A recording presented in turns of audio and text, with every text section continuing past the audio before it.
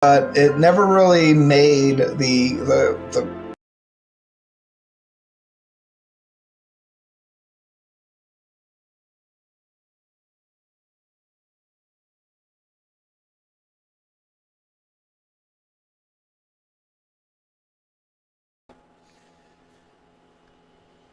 Hey guys, we had a glitch.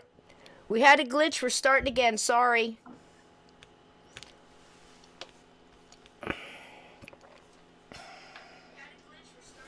Okay, guys, I am so sorry about that. I don't know what happened, but we're just going to go ahead and we're going to start again. I don't know what happened, but everything looks good now. So just pretend you saw that great intro and all that good music, and I was saying hello to everybody. So we're just going to basically start again. Donnie's here. This is the gist. I love you so much, everybody. Glenn, you're out of the sandbox.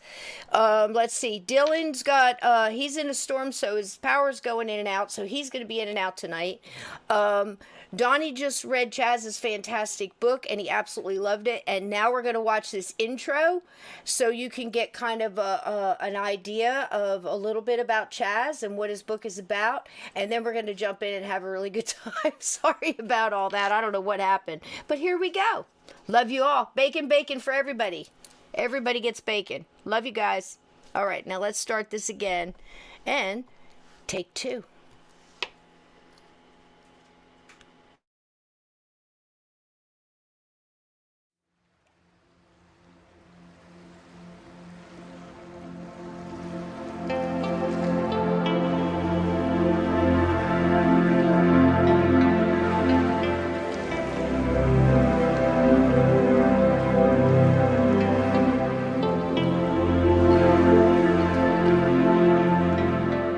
friendship to start off with is this weird group that most people really haven't heard about in the English-speaking paranormal realm. It's fairly popular in South American ufology, but it never really made the break across into to the English-speaking ufology world. It has so many different possible explanations. It really encapsulates all the different angles you can look at the phenomenon. To summarize, the friendship, or these group of, I'm going to say people, they are tall, blonde human beings, essentially. That's what they look like. But when I came across it, I thought it was really, really interesting.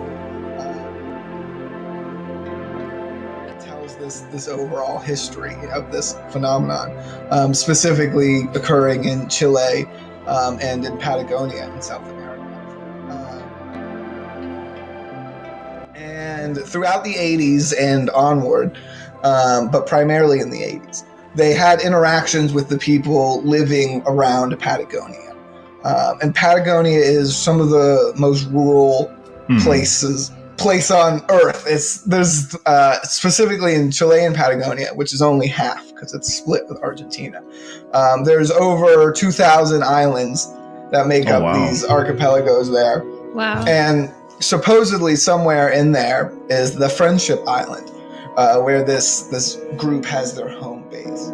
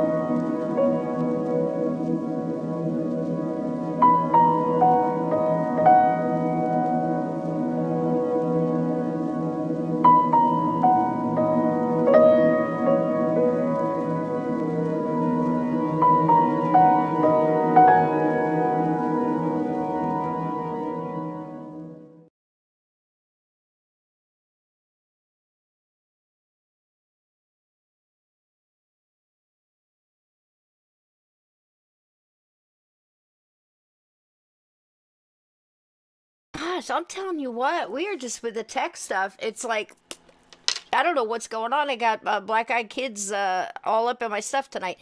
So anyway, without further ado, let's bring in Donnie. Hey, Donnie. Hey. This has been crazy. Just putting all these Yeah. things in the thing. It's been nuts today. Would you please introduce our wonderful guest author, Chaz, tonight? Chaz is he's a very interesting guy. He's a very he saw a story that he was fascinated by, that he wanted to explore and know more about, and you know what, he went out and he went searching for it himself. That deserves a lot of respect. And he's a great writer. I mean, his book Hold is that book up. fantastic. This beautiful book. There it is right there. Yeah. Paranormal Expeditions, and the small print on there's Hunt for the Friendship, and then Hunt it for says a story of UFOs, Nazis, psychedelics, and an expedition to the edge of the world. a little bit of everything. Let's bring in Chaz. Welcome to the show, Chaz. Hey. Hey guys, thanks for having me. It's been crazy. We were actually sitting here talking for like 15 minutes. We weren't even on the air. I clicked live. It clicked back off. I don't know what's going on, but we're used to that stuff here. Hello to everybody in here. Blue and Palmer, we're glad to see you. Glenn, you're out of purgatory. Got you out of the sandbox. Sorry about that. All my wonderful mods. Take care of the chat tonight. Welcome in. I've seen a lot of new people popping in. We're going to have a lot of questions tonight. Blue, I love you so much. Mairead, how y'all doing tonight? It's been like a long week. Chaz, thanks for coming on. I'd like to tell a little bit of how we got to you. We started doing, the chat here is real familiar with us doing the Operation Paperclip and digging in. And I said, you know, I've known for years about Operation Paperclip. I came out of the Army. I was at Redstone Arsenal in Huntsville, Alabama. So I'm right outside the Von Braun Civic Center. Every time I went by, I'd tell the kids, look, man, this guy, you know what I mean? I tell them the truth from the very beginning. And I started digging throughout my life. I mean, we're hitting on, you know, Lindbergh and a lot of different people they put up as heroes. I mean, Earl Flynn. A lot of people were saying that he just accidentally, guilt by association kind of thing. You know, and I said, well, let me look. I'll dig into it and see if he accidentally just tripped over a Nazi. No. He was actually very involved. And as we were talking about it, Donnie says, you know, I just happened to be reading this book. And this guy, you know, he actually went there and he told us a little bit about it. Tell us a little bit about how you got started in this. What intrigued you by it? Well, it was, I'd been, you know, fascinated with the paranormal and, you know, not just UFOs, but ghosts, Bigfoot, all that kind of stuff for a long while. You know, one day I heard this story and it kind of, you know, was super intriguing because it represented all these different possibilities of, you know, had all these potential explanations. And so when I was looking for a project to focus in on and, you know, kind of display some my research and, you know, test out my personal theories and things, this one kind of stuck out, as well as a little synchronicity that popped up. There was very little English language, you know, information on this case, but one of the articles that was present had this little newspaper clipping from a newspaper in Puerto Montt, Chile, at the very top of Patagonia. And this newspaper private ad was written in English, and it said, "To the friendship," you know, this mysterious group. "I'm the professional engineer you met in Sarasota, Florida 2 years ago. I didn't know who you were then, but I know now, and I would like to visit you." And it was addressed to the friendship. And that stuck out to me because I'm from Sarasota, Florida. And that kind of made the legend, you know, a little more real, you know, as opposed to Mothman or something like this that happened, you know, kind of in the past. There's just no physical connection, no, you know, to my personal life. And with that little extra boost, I was like, okay, well, you know, I got to go check this out. It's had an impact enough where someone paid for my city, paid to have this ad put in the newspaper. So I wanted to check it out. And if that professional engineer is listening, I'm still looking for you. I want your story. Well, let's get in touch with me, man. Come on. Wouldn't that be something else? So, for the people unfamiliar with the concept of all the UFO sightings in that part of the world in South America and with the friendship, I was wondering if you could just, I don't know, give a quick breakdown of like what they are or who they are, and like some maybe a couple stories that you might have heard about them. Yeah, absolutely. So the friendship, as the video elegantly put, Thank you. quoted, yeah, perfectly. You made me sound way more eloquent than I actually am. I loved it. I'm so glad you liked it because that's our big thing here, trying to give the chat, take them away, and we take them there in a little bit, Yeah, on the you'd be journey. surprised. Yeah, absolutely, on a journey. That's it, man.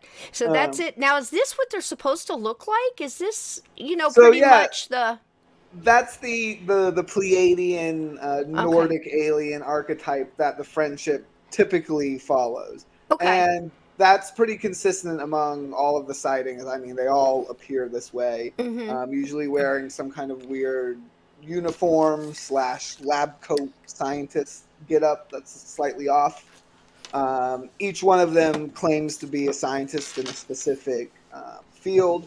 They're masters of multiple languages. In one encounter alone, they displayed the ability to speak 3 or 4 different languages: Spanish, Dutch, and I think what was that fourth one? It was something odd like Basque or something like that. mm-hmm, So very, yep, tall, white, blonde, yep, light colored eyes, not always blue, but mm-hmm, most of them blue. Interestingly enough, they all had Catholic angelic names like Ariel, Gabrielle, Michael, mm-hmm, all named after the angels of Catholic diaspora. Um, so this group, obviously appears human, but always these interactions they have always seem to be followed by UFOs. They're never actually seen necessarily walking out of a UFO, not in any of the modern cases, but people who interact with them always seem to interact with a UFO shortly afterwards. One of the largest connections to the UFO phenomenon was a couple who was in communication with the group over ham radio, which was in Patagonia, these really remote places at the time, one of the most common ways to communicate. Interestingly enough, one of the most common human ways to communicate. But this group was using ham radio to talk to people throughout Chile and arrange meetings and smuggling ships to give them supplies and things. And this couple was talking to the group during a UFO sighting over the city. And this is a massive, well documented sighting. The local news brought their cameras out and filmed this orange ball glowing over the city. Um, and this couple were talking over the ham radio with a friendship and asked, "Are you controlling that? Are you aboard that craft?" And they said, "Yeah." And they're like, "Well, can you do a loop de loop and prove it?" And the craft responded to their commands, and would perform these stunts. And so they were convinced that the friendship was piloting this craft. Um, One of the more outspoken contactees in this case is a man named Ernesto de la Fuente, and he's one of the few people who actually have gone to the island supposedly, and he was healed a some kind of lung ailment. Now, what that lung? There's some debate about the lung ailment, but medical records seem to confirm something was wrong, and then it was healed almost miraculously. Um, so the group at least displayed this kind of tech. And of the island, um, he said a lot of strange things, and some of it was gained through hypnotic regression. So if any ufology nerds in the chat will know that that can be not always the most reliable form of getting information. But he said that the island was this compound on the island. Everything was electric and controlled by computers, which I mean, doesn't for seem that weird. 1980 was kind of, Right, mm-hmm. yeah, exactly. That was bizarre in yeah. 1980. He was bamboozled about the kind of generator they would have needed to power all of it. There were multiple levels. There was a mining operation. They were mining rare minerals at the bottom of the island, all the way down underneath the ocean floor. Um, all kinds of weird, bizarre claims. And again, he has this kind of weird missing time element of it as well, where he was on the island for multiple days, but he can only really remember these bits and pieces. And then he gets the regressions, and then the story kind of gets wonkier from there. From psychic dolphins who patrol the island to stop visitors, and bats that use their sonar to detect people. He thought all these animals were working in league with the alien group. Um, and his story continued to get more bizarre as he grew older. But he was only one of dozens, if not hundreds, of people who reported encounters with this group. Um, One of the strangest encounters. So Ernesto de la Fuente was healed, and so that kind of fits this Pleiadian peace and love archetype that they're usually spouting. But there's other stories that don't quite fit. Another UFO investigator, this ufology group based out of Santiago, they got in touch with Ernesto de la Fuente, and through La Fuente, supposedly got in touch with the group. And they would, kind of share UFO secrets, the friendship to this ufology group. And, that kind of helped them in the UFO world, right? The Latin UFO world. They were the group in touch with the actual Pleiadians. Until one day in some kind of TV interview, they revealed some kind of information that the friendship didn't want revealed, apparently. And La Fuente stopped showing up to the group, and they stopped getting letters from the friendship. But they did receive one parting gift. And this gift was this strange statuette thing, almost. It kind of seemed to be made out of porcelain or plastic, but they weren't quite sure what it was. But they would use it as the centerpiece of their meeting. Very quickly, the guy who was organizing this meetings, he was an older guy, but in well health, that stopped. It flipped. He started to get very sick and had this rapid developing dementia. The younger members of the group also started reporting this brain fog. The witness who told this story said that he was forgetting simple things like the name of the company he worked for, and like his wife's birthday and shit like that. Just out the window. He couldn't remember simple stuff until he stopped going to the UFO meetings and he regained his memories. And so the implication is that this device, that the friendship sent them was kind of an FU, like, well, you said too much and now we got to scrub you. And so they sent this weird device and kind of poisoned the group's So it's memory. almost very much like those, whatever they were trying to portray in like the Men in Black, where they would just wipe your memory kind of thing. Those Right. little, similar. A passive one of those. Yeah. Like Right, you just right. put it in the room and, if you sleep next to it or whatever. And reportedly, the owner of this group had been sleeping with the unopened package in his bed before he opened it at one of these big meetings. And it coincided with his decline. So, yeah, very much like that, but a passive one. You just put it in the room and they'll forget over time. Wow. So this UFO group you said was in Santiago? Yep, it was based in Santiago. So, because I remember when you wrote about them in like the first chapter, afterwards, like when you were visiting Santiago, did you look into anyone in the group? Did you kind of look for more information about them? So I interestingly enough, throughout the 80s and the 90s, there were a variety of these UFO pop-up groups just based on like the little magazines and things that were produced. Mm-hmm. But I had no leads on narrowing down who that, which specific group that was. That story was collected by a Latin investigator. I'm blanking on his name, but he ran a great website. I think it's still available, Inexplicada. which is a dot. I want to say .org, but it's phenomenal Hispanic language translated cases, and he received this case from one of the members of this group who laid it out for him.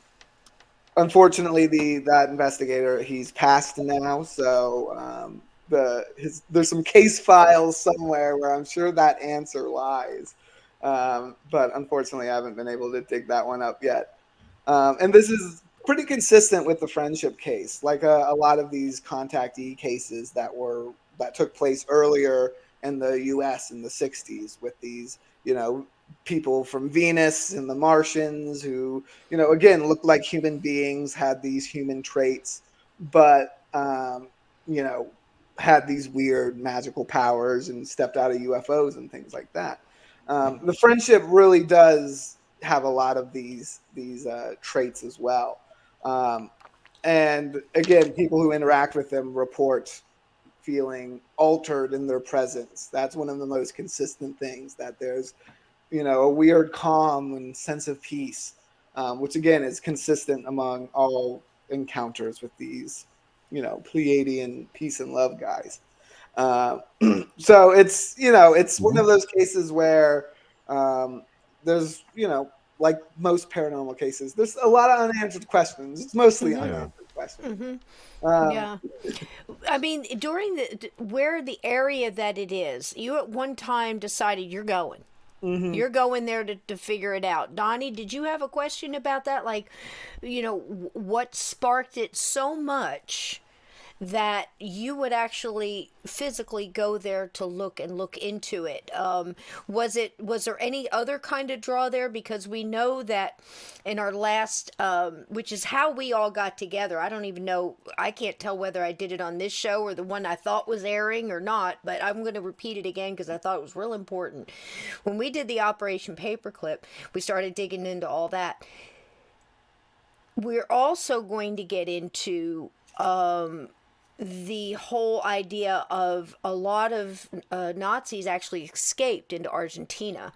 And we reached out to Chaz and Dylan and Donnie as well to, we're going to be digging that up in the future. So this right here, plus Dylan and Laura, we're going to do roundtables coming up. We don't know how long that's going to last because it's a deep subject.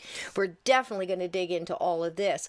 So this is not just, to introduce you to, the friendship and a little bit about all this wonderful scenery and where all that is.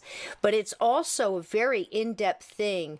Donnie, you were telling me that the guy you brought up in Operation Paperclip was actually referring to these friendship as almost like that's the model. Oh, you're talking about Sabatendorf. Yes. Yeah, Yes. yeah. He was the guy who started the Tula Society. He was like one of the first people to Yeah. write about the Aryans, the blonde-haired Supermen that they were Yep. supposed to be Along descended with from. Madame Blavatsky, yeah. Yeah. Post her. So does that tie in together? Which one went you Absolutely. guys? Okay. Tell us That about that. was definitely one of the things that intrigued me about the case, is because again, it's a great UFO story, contactee story. But I'm very skeptical of all of those peace, love, and light contactee stories, and a large majority of them from the '60s and '70s were nonsense. They turned out to be, fake cases people made up to write books.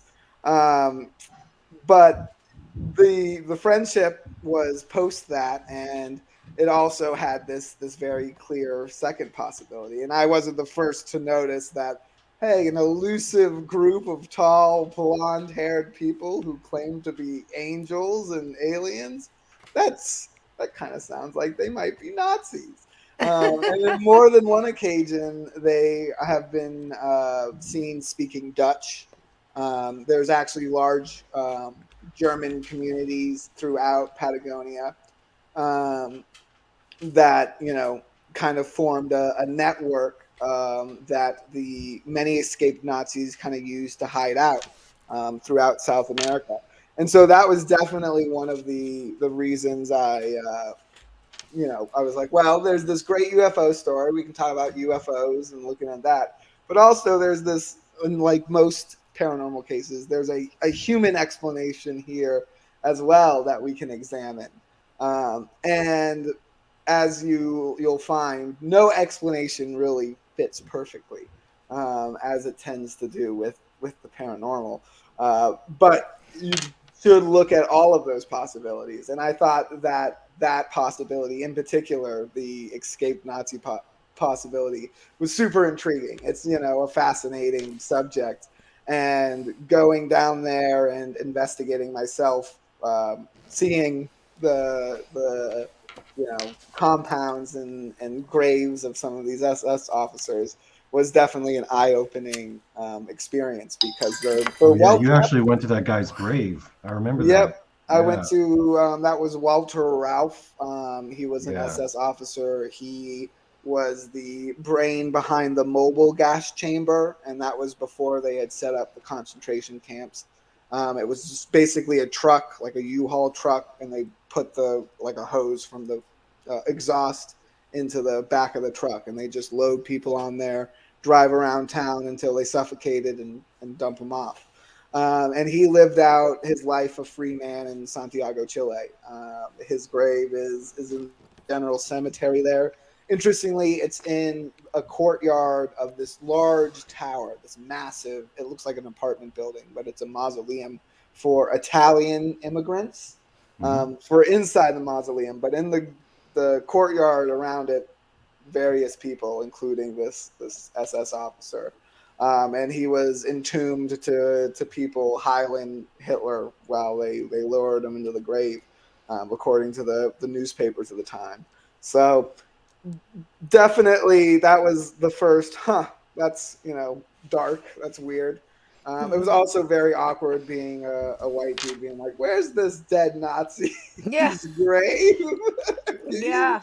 Which Yeah. one is it? Because you have to ask. It's massive, the general cemetery. It's a very bizarre place to see as well, because alongside these massive mausoleums, you know, elaborate, tombs and things. On the other half, they have these almost cell block looking, cement things, and just as many graves crammed into there, as possible.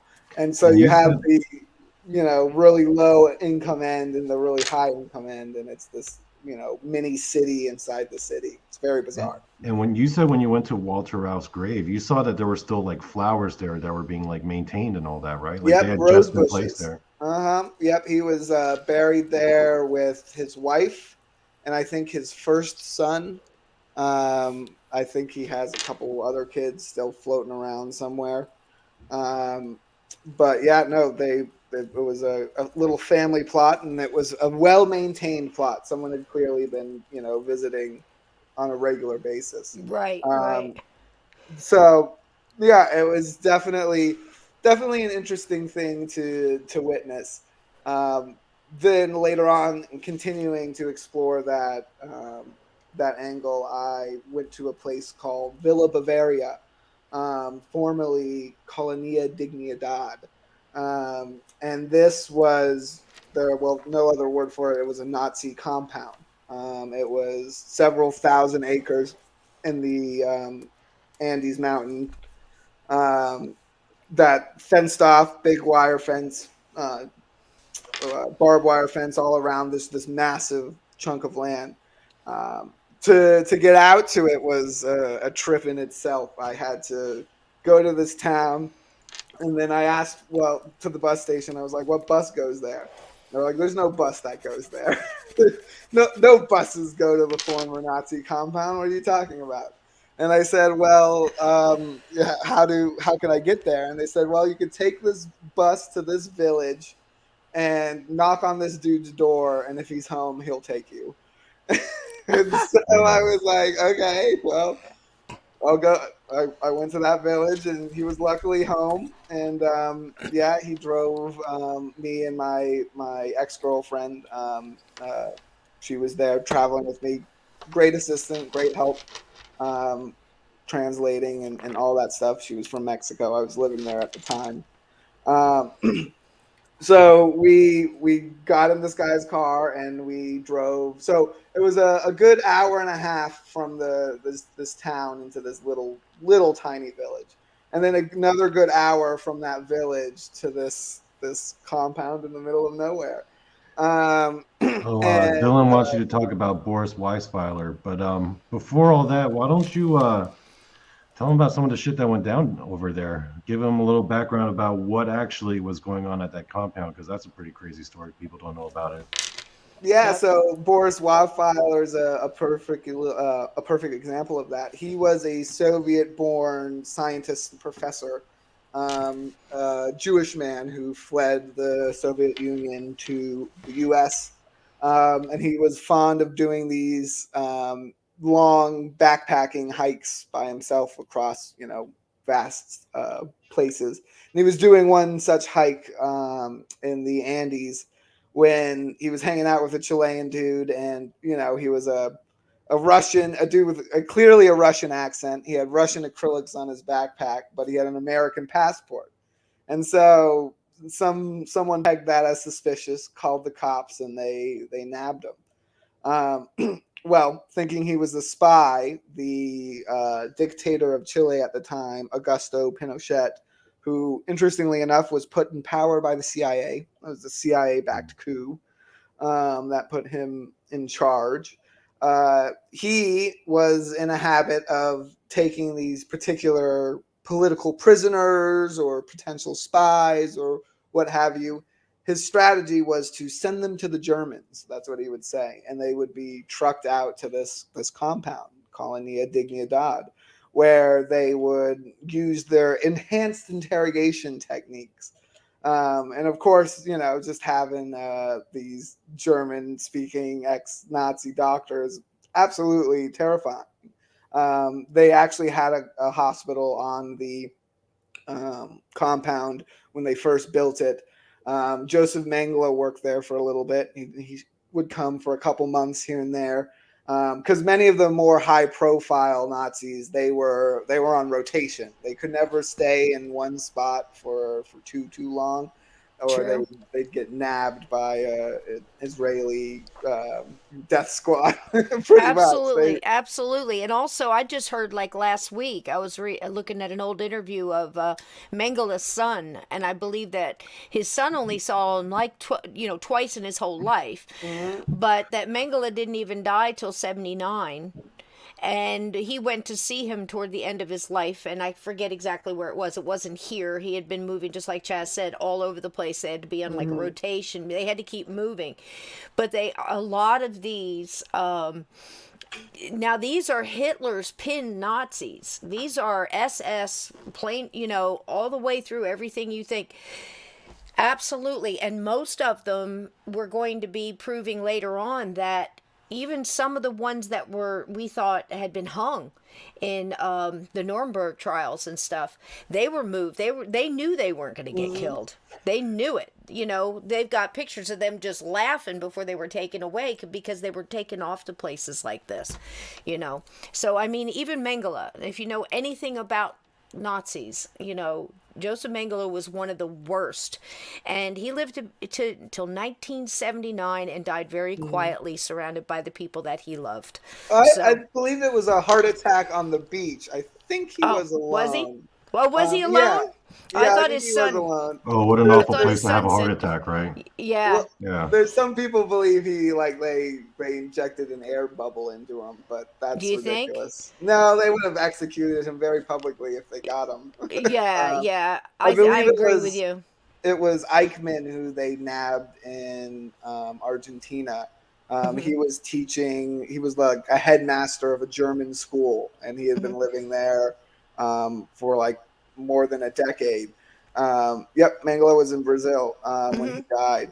But Eichmann, I believe, was in Argentina. He was headmastering this school, and he was there for too long because someone caught on. And Israeli Mossad agents put a bag over his head in the middle of broad daylight in the street, shoved him in a van, took him to a private airstrip, flew him to Israel, and executed him the next day at a prison. Those Israeli dudes don't mess around. Yeah. Oh, They don't mess absolutely. around. And many people, including Ralph, would receive mail bombs in their letterbox if they stayed in an apartment or complex too long, because that was just one of those things they did. A lot of them died missing a lot of fingers. There was one dude who worked in Syria, interestingly enough, and by the end of his life, former camp manager, I'm biffing on the name, um, but by the end of his life, he looked like a James Bond villain, like missing a hand, eye patch, scars, and things like that. Because he'd get one every week because he's just next door Yeah. to Israel there. But he had the same capacity that Colonia Dignidad did. He was the chief interrogator. Like he was a scary looking dude, and so they'd send him, and he'd torture the shit out of someone, and you probably wouldn't get any actual valuable information. It was just a horrible way to kill someone. Yeah. Horrible, yeah, And yeah. And they this had was all the those Menser scars. We were talking about that a couple weeks ago. How they would even pack those things with horsehair to make them more prominent. I mean, these people. You have to understand what Chaz and Donnie are talking about right now and what we are going to be bringing up in the future, because I think it's very important to remember and know real history, because it's going to be very important for you to know that for your future and in your present, because all of this stuff has been going on behind the scenes. We have been so lied to about so many things, and it just seems like every major thing that we bring up, like Pearl Harbor, we're going to be flipping that. I mean, because we're digging and we're researching. We've got, like Jackie says, we've got the golden shovels out, and we just want to bring it, the truth. I mean, whether you're talking about JFK or any of these things that everybody, the CIA basically labels as conspiracy theories. Well, what's a conspiracy, guys? Did anybody here know the definition of conspiracy? When three two or or more more people work people, together. right? That's it. That's all a conspiracy is. And, so many times we've had the wool pulled over our eyes. I mean, not even the great crash, stock market crash is what you think it is. So this is so important to see where a lot of these Nazis, these war criminals, wound up, and how basically a whole town, a whole village, in some cases countries, covered for them. And there's still people now, Chaz. Or when did you go? What years were you there? So I was there. That would have been 2018, I believe. 2019, Okay. 20, one of those ones. And still, did you find that the people were still hesitant? I mean, there's got to still be, people related to these people there. Are they Well, still closed mouth and keeping their mouth shut, or are they reluctant to talk? so interestingly enough, they've kind of pivoted the community to a kind of German themed retreat. Yes. People have their weddings out there, which I found very interesing. Very much Jiminy. buried with the wedding on top of the dead war prisoners of a past era. It's just it's Well, ignorant. I It's mean, not. It may be willful ignorance in some cases, but in a lot of cases it's ignorance, because people have been so conditioned that you can get as deep as you want, whether you're MK Ultra or it's frequencies or it's whatever has been just brainwashed into us to believe this. Now I'm Native American. So that's who you're talking to. I'm Lenape and Cherokee. So, I mean, at a young age, I was taught, this is what really went down. This is what happened. When they say this, it doesn't mean anything. We were told to not take anything, contracts and things like that. Can you imagine how Native Americans look at contracts? You know what I mean? Think about Absolutely. it. Well, You know, interestingly enough, with the wedding photos in Villa Bavaria, a lot of them were military officers in their uniforms and things like that. Because it's very clear that they maintain some kind of connection with military slash paramilitaryism in the area. As I think it was in 2010, 2011, that um, uh, in 2011, I think they found a weapons cache, a bunch of buried weapons, and they said, "Oh, that was the other guys. We didn't know those were there. We forgot about them." And There's been a sure, lot of things, a lot of sure, artifacts and yeah. things found out there. Um, And we're going to be bringing that up too. And we didn't even get into the guy who led that compound when it was right, operational. That Paul Schaefer guy. Is that? Am I getting the name right. right? That was his name, David Paul. Letterman's Oh man, band this instructor, guy was like on another level of evil. Yeah, I he. mean, the this little guy bald guy filled that all the plays keyboards. check marks of evil. You know, Oh I yeah, mean, no, he was definitely an arch villain of his time. While the Chilean government was like, let's use these Nazis as executioners, Paul Schaefer set up this compound with his own thing in mind. He was a Nazi. He was a medic in World War II. He took the Vatican rat lines down to South America. And he set this compound up because he was a pedophile and he wanted a school and a hospital to get local children in and things like that. And he kind of set up this pseudo Christian death cult. And that's kind of how they portrayed it on the outside, but covering up their Nazism. And yeah, that was his goal. And once some children escaped, there's actually a Spanish language movie about it, I believe, called Colonia Dignidad. It's a very famous Chilean movie, very tearjerker, Oscar, violins, the whole deal, um, about the people who escaped. And interestingly enough, Paul Schaefer immediately went into rotation. And hmm by this time, this was the 90s, I believe. By the time he was, finally ousted from this compound, and he was following the same path Mangala did. He hopped around from these safe houses to safe houses. That again, this is 50 years after the war, but they were still in place, and he was um, safe for another, I think, 5 years before they finally and nabbed him. this guy I was like believe. a rampant pedophile. I mean, Oh in his yeah, cult, they had complete stories monster. about like how he would separate the mothers and fathers and the brothers and sisters so he could have like all the access to all the kids all to Mhm. himself. And I'm like, damn, this is like another level of evil, you know, this guy. And then It's like a that, Jimmy Savile. yeah. Very much, Yeah. if you know about Jimmy Savile, and and we'll get into him in the future later on down the line, And the because fact that you were like staying the night there at that place where all that shit went Well, down, he I'm was like, damn, dead. what was it like there though? he was dead.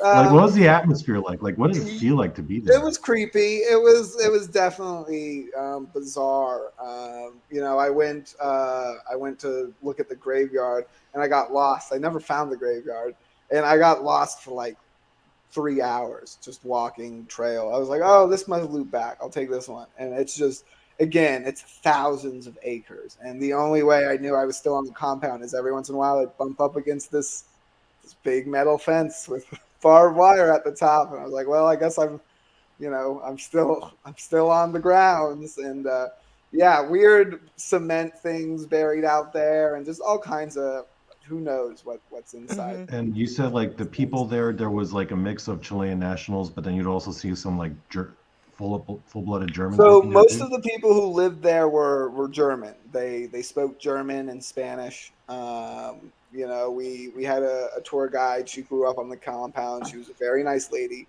It was actually a pretty nice time.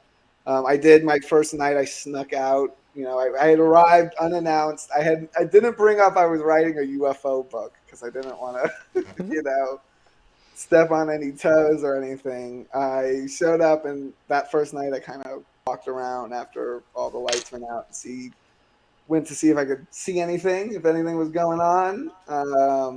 Nothing. hmm Nothing unusual. They have a museum about the colony's history. It's a big converted barn. Just tells the sad story of their village out I there. mean, are they kind of honest about it though? Did they like address like all the Nazism and pedophilia that went on, or did they Yeah, just no, kind of? they definitely address it. We did the tour and they went through the museum and it's this woman who lived through it and she's talking about it. So it's definitely upfront.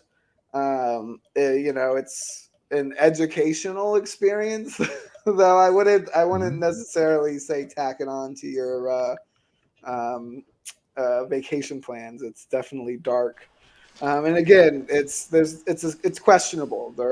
What's going on there. The fact that there's no really public road service out there doesn't really support we're a vacation Yeah.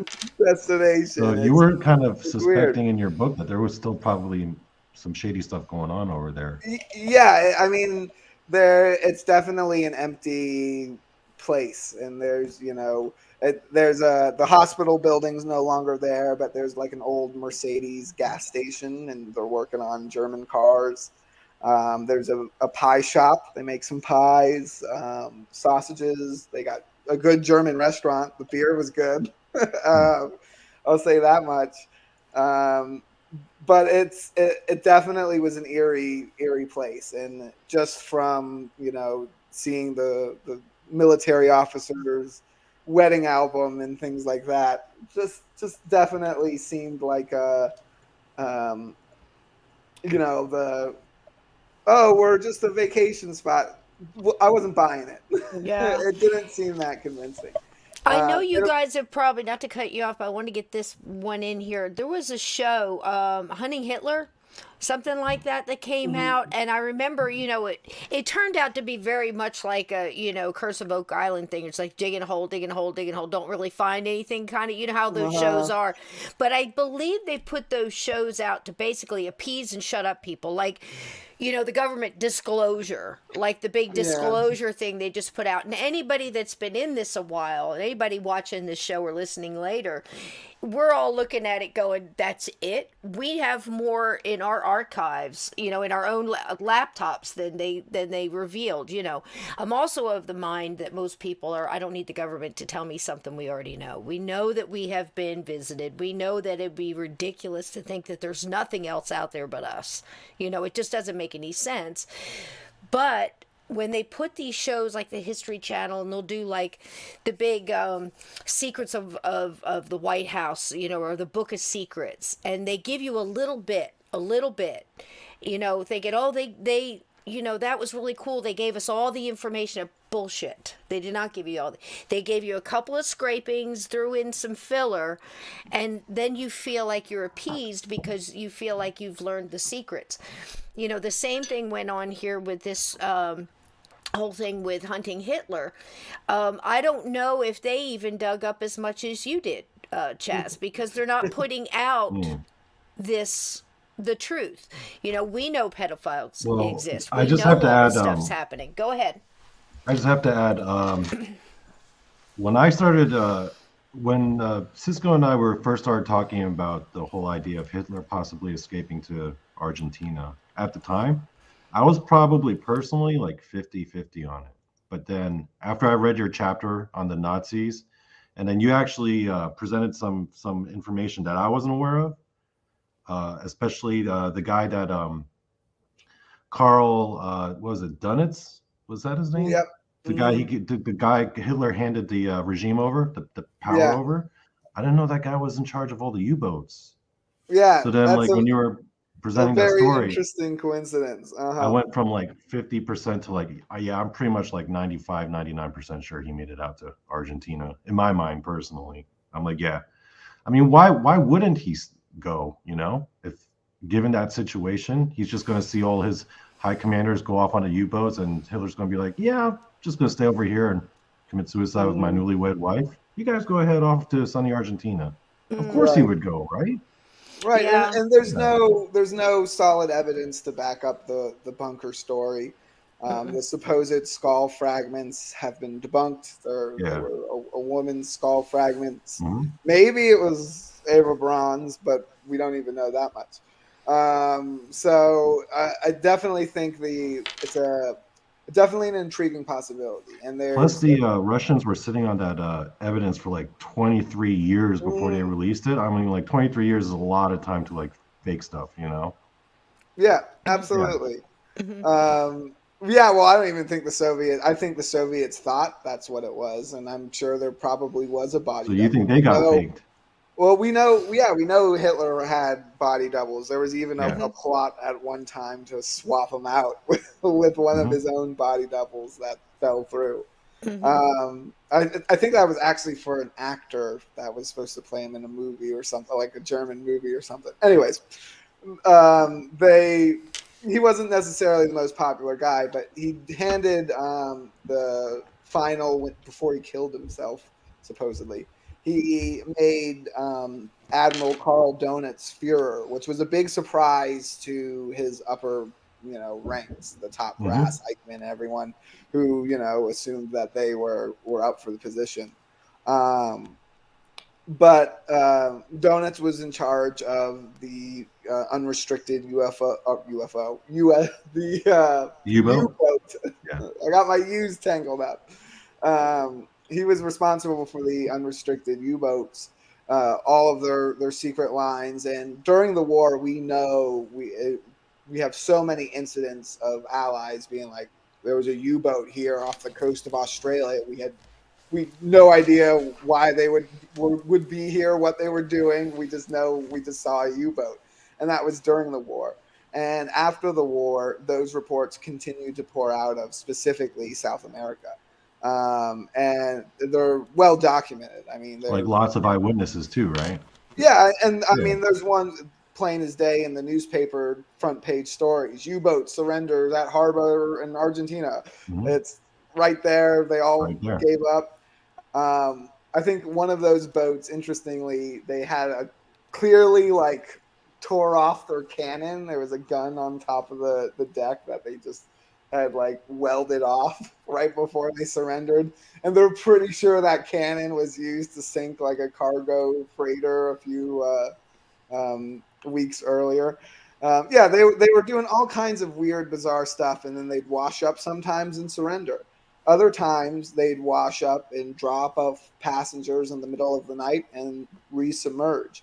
There was a report where that occurred, where they dropped off a bunch of people in civilian clothes, including a man and a woman that people theorize, looked like Hitler and Eva Braun.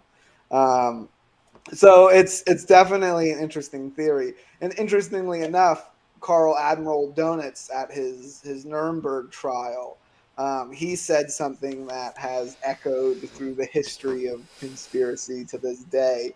He said that the Führer has built somewhere on a secret paradise in Earth. He has built an unpenetrable fortress where he's recollecting strength. And he said this And during the trial, right? yep, he said Yep. this during his trial. He was kind of bitter about the whole thing. He thought he would get a better deal. Hmm. He ended up spending like a year in prison, which again was a phenomenal deal for a guy who killed hundreds of thousands of civilians with his U-boats. Um, so he was bitter about the whole thing because as I write in my chapter, he, was at the very end, like 1 month he was Fuhrer, and all he did was surrender to the Allies. His main thing Hmm. was trying to get German forces away from the Russians, and so they could surrender to the Allies because, they knew they'd get a better deal. And so he was miffed that he even had to go to trial. He thought, well, I was just a peace guy. Why are you hammering me? But that quote of this impenetrable fortress in a paradise, secret paradise on Earth, for whatever reason, conspiracy theorists have zoned in on Antarctica as being that location of the base. I theorize that perhaps it's in Patagonia, because that's more of a paradise than Hmm. Antarctica, in my personal opinion. Hmm. It's it's fjords, it's cold water, pebble beaches, crystal clear blue, very similar to the fjords in northern Europe, where SS officers were likely to vacation. We're likely to think what a paradise on Earth would look like. But conspiracy theorists have zoomed in on Antarctica, and there's Operation High Jump down there, where there's this large military exercise, and supposedly it was a secret battle against the last Nazis, and the Nazis whipped out UFOs and then won the battle in a big upset. If you believe that plot line, I've heard that one. Yeah. It's a fun story. I don't know if there's really. I mean, yeah, it's like a UFO battle. What's not to love about it? Yeah, exactly. it's And cool. there's also the stories of multiple Soviet women being picked for their DNA and everything and taken into Antarctica and never being seen again. I mean, there's so many different things, and at this point, I don't even think anything is too crazy anymore, because things I thought were absolutely ludicrous 20 years ago are coming to fruition to be true. You know what I mean? They're coming to the surface to be true. The more you unpeel it, I can remember, like I said, you watch any of these shows, and so many people do, because if you watch a History Channel, you're thinking, oh gosh, they're going to do it the way it's supposed to be done. They're going to tell us the truth, Well, I can tell you from a Native American point of view that we'll be telling stories and things like that. But if you're doing anything that's going to be in a magazine article or a newspaper or something like that, we're not allowed to say anything that the Smithsonian wouldn't agree to. Because if you do as a Native American and you go against what they have said history is, then they're going to come back to you as like you're a representative. You see what I mean? It's crazy the way people are treated here, and watching what you have to say about your own history. So I can imagine people in Germany telling these stories, or people just absolutely just devastated to bump into one of these people in a town. Or we've seen it. We've seen Twilight Zones that were this storyline where someone was a survivor of a camp and came face to face with one of these brutal killers. And we've seen these storylines. What's that movie? I think Marathon Man, where he's got all the teeth from the diamonds from the No, there's definitely a bizarre situation. It's got to be a special kind of horror. You know what I mean? A special kind of horror. And I can imagine, when they say people, well, certain people aren't capable of murder. I hesitate to tell, when people say that, I said, you might want to think about it, because there are times in your life that I don't think you would be able to keep from it, there's stories of witnesses being brought into these trials, and smuggling daggers into the courtroom and going after the kid. They're facing the people that tortured them. This one guy was victim of the saltwater tortures. He had survived them, and he's got to sit there and face these doctors that did this to him. And he lost it, and he leapt through the courtroom with the dagger in his hand. And the judge said that we are here to show how, we are to be sophisticated and above all this, and to act, in a demeanor that's better. And I understand that perception. But then he took the guy and threw him in the jail cell with the very doctors. That had tortured him and that had killed his family. So, I mean, there's so many horrible things that I think it's just we need to be careful about just getting comfortable in the thought that somebody has got this, somebody's taking care of this, it's got to be done right. Nobody would do things like this. I was very good friends with a sergeant, he's passed now, he was a young interpreter at the Nuremberg trials. And he used to sit there and in his older age, he would talk about this and his hands would shake because he knew. He said all of those that were supposed to be punished weren't. And he said, and I can't sleep. I did the best I could. I think everybody in those positions did the best that they could. Very same probably as a police officer today or a detective today goes through and finds the killer only to have him get loose on a technicality or something like that on a much grander scale. But it must be such a devastating blow to your very core, you know. And I can imagine these people in these town. What did you say the name of it was? The where the town? The Villa Bavaria. Yeah, and where they have all, all where all a lot of these Nazis went, where they're still Oh, that was quiet. but I believe that was Bellorche in Argentina, right on the Yeah. Yeah. border. And they're still Um, hesitant to talk about it and they shake. I've got a video I will bring up when we do our other roundtable on this, where a guy's going around and he's interviewing people, and they're just, one lady about kills him with a broom. An old lady with, is going after him and says, get out of here. We don't talk about this. We don't talk about this. Still scared to this day.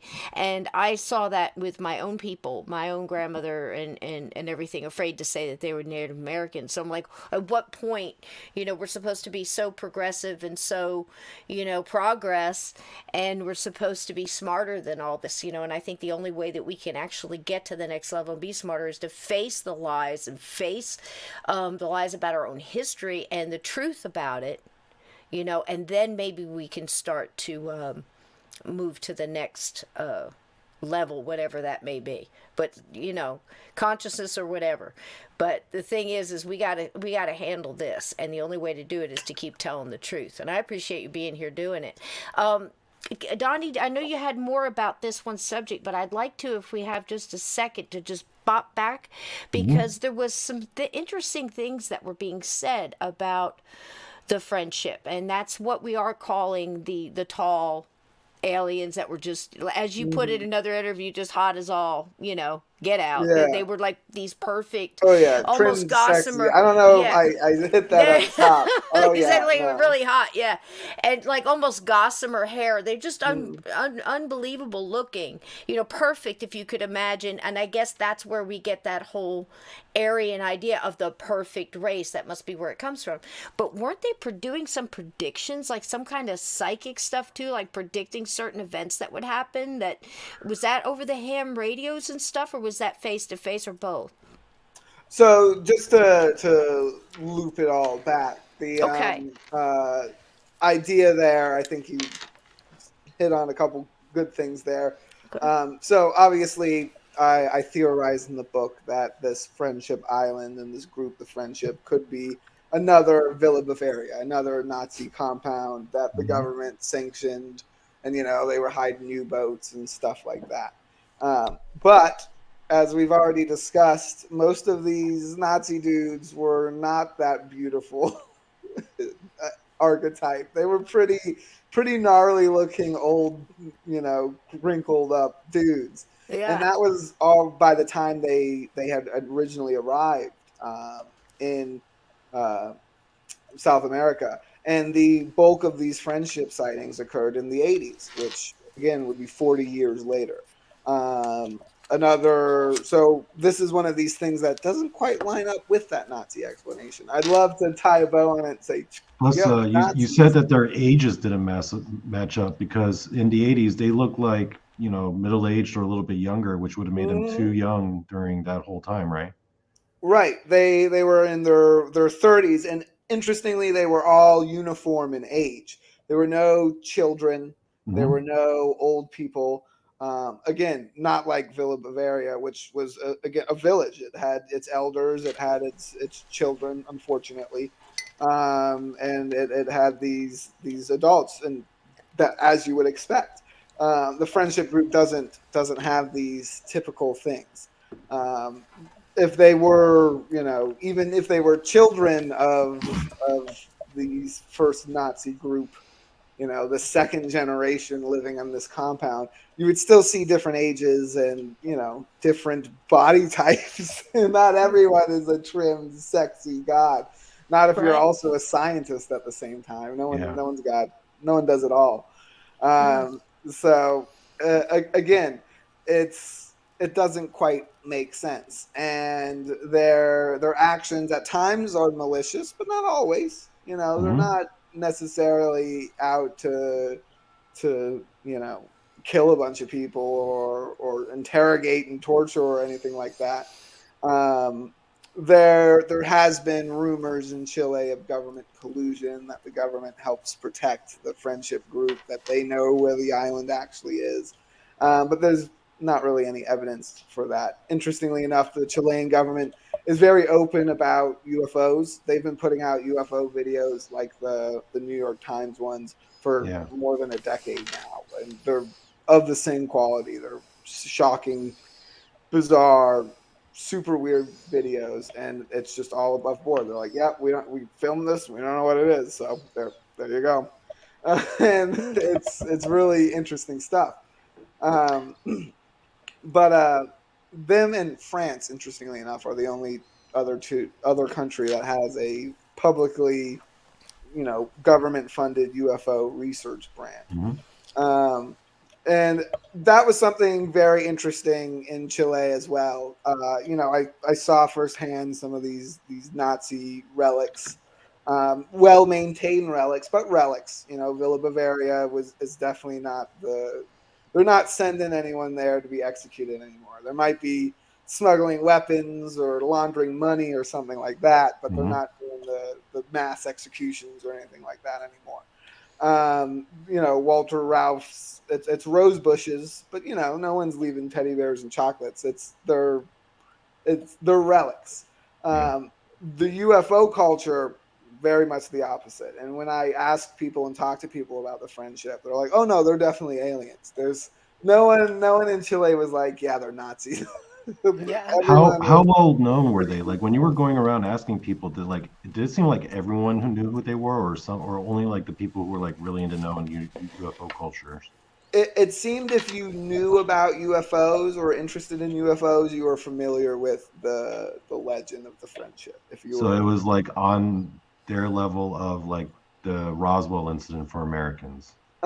Similar level, I would say, definitely. Wow. Not necessarily quite the apex of Mhm. that. There's a couple other cases though. It's definitely top three, UFO cases down there. Yeah, I So in remember you said Chile that in the specifically. book too. Like you said that everyone you asked was convinced that they were extraterrestrial. Yeah, and I didn't get too many. I didn't get any firsthand witnesses, but a lot of second. Oh yeah, no, my brother or my mom had one visit her at the house, and all kinds of secondhand people saying, yeah, I knew someone who had an interaction, and they're definitely aliens. They're not people. No way are they human. Do you think Um, in your own mind that there could be a mixture of some kind, like a hybrid, like a mixed race? Like maybe this was something that, because we know that the Nazis were into everything. They were into every single thing that could possibly give them power, whether it was gold, they wanted the most gold. If it was, religious artifacts or the Holy Grail or the Ark of the Covenant or anything, the crystal skulls, all of that stuff is true. If it was something that would give them power, my God, if they could get Excalibur, if it was, a real, you know what I mean? Anything that would give them an edge, they would go for it.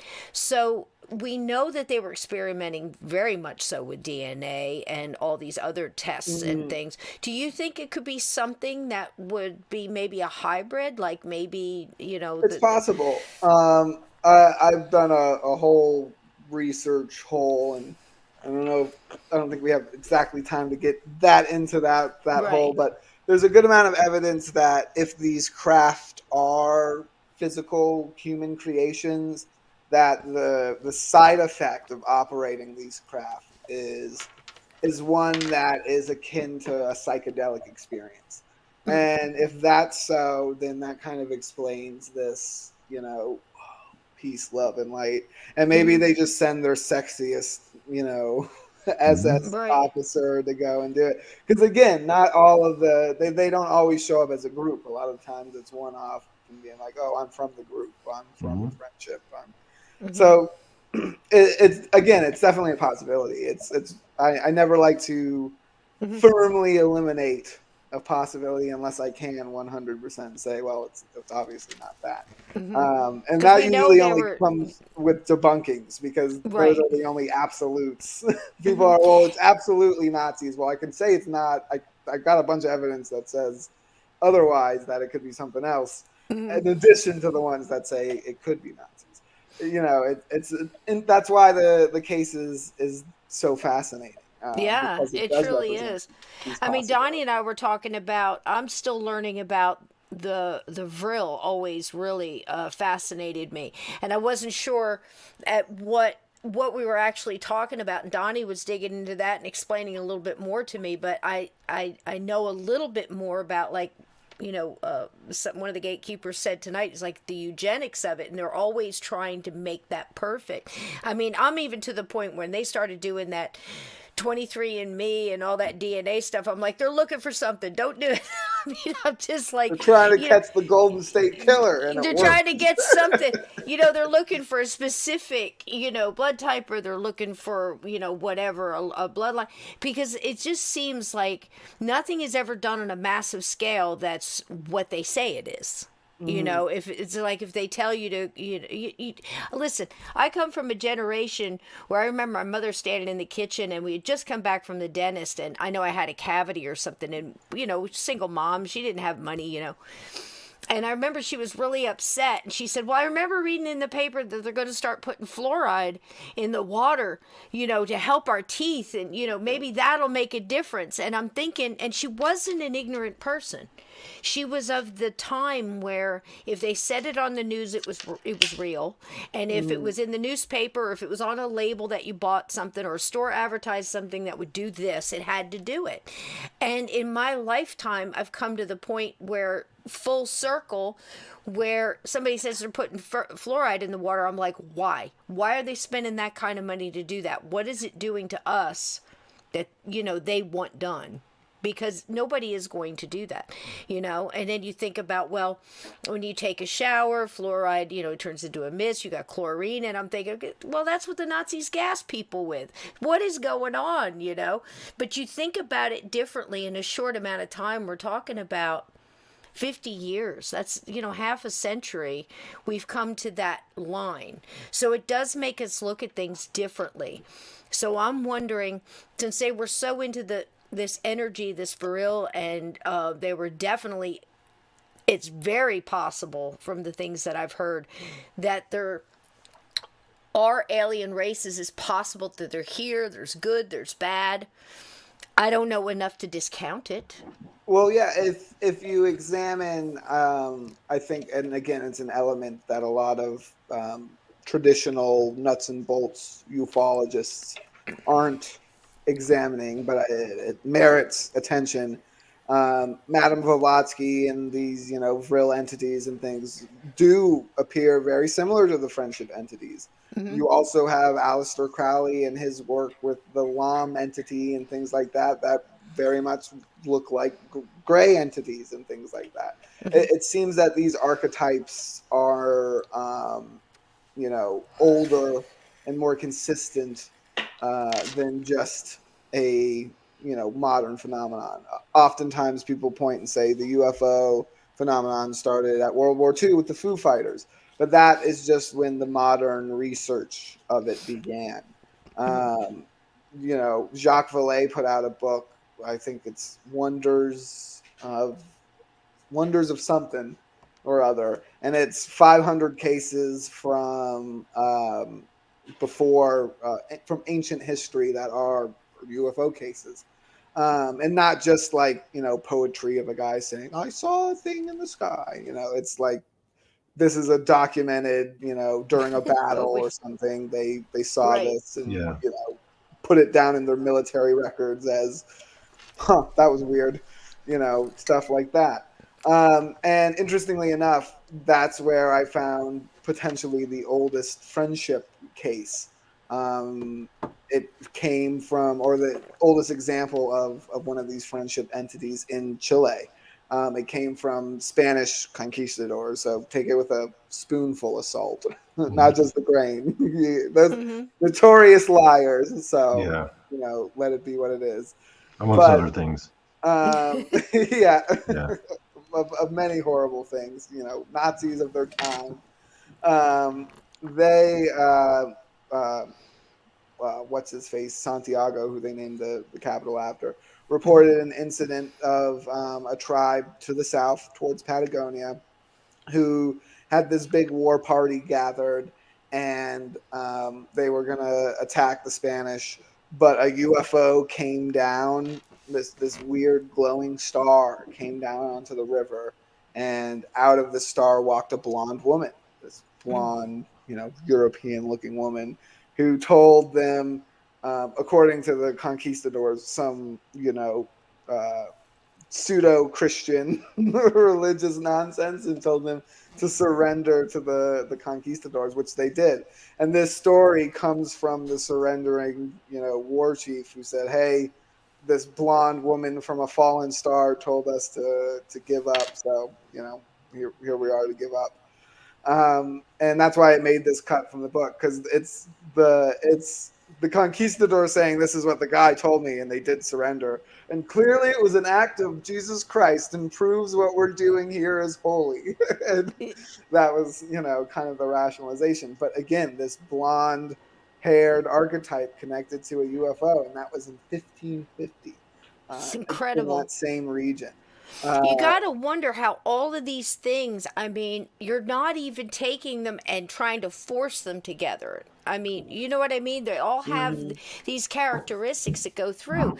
And like I said, I didn't know that much about Vril at all. I mean, I just remember seeing the bell shaped craft. I remember hearing the stories about how the Nazis and the SS, that was a whole, I mean, they were into everything. MK Ultra. I mean, if again, everything. I mean, every single thing, but the twin experiments, giving them, both the same injection of a disease to see if they would act the same or it would be different. I mean, things that didn't make any sense whatsoever. They were just going full tilt boogie in every direction on everything. And you got to wonder what they were doing with the whole alien thing and energy and manipulating energy. And then I start seeing a bell-shaped craft was found in Pennsylvania. I forget what year, but it Yeah. goes back to what, 40s? I think it was around the 40s, right after the war, Yeah. because I remember the 50s, fatigues. yep. Was Yeah. it? The fatigues were still the that army green, before they went to the stuff in the 80s, so it had to be back then. But little pieces. And I think that's what we have also tonight, as well as whether talking about the Nazis or whatever. I think that's how they get us, Chaz. I think they give us little pieces, and then they throw the truth in there and with a bunch of bunk and filler. And you just go crazy trying to put it all together. But I think they didn't count on the internet and people and groups like this getting together and talking through these things and say, I've got a piece. Oh, look, my piece matches yours. And everybody's starting to get that big picture now that I really believe everything is connected. I mean, here I can go back to late 80s, early 90s, and I'm sitting here talking with a man that was at the Nuremberg trials, and he's whispering in my ear things he couldn't even tell his wife. I do a lot of work with vets and stuff too, like hardened vets. I deal with a lot of people that are on their, not their second or third tour, but like, they're 14, 15, 20 tours, because they are conditioned to the point where that's all they can do now. They started out as a soldier and now it's a career. So that kind of thing. But I know when you find little pieces like this, you kind of put it in your pocket, much like you've done with your book and Donnie does with all kinds of information. Dylan's doing it with, unsolved mysteries. And, it really, no matter what you call it, it's all this great big picture.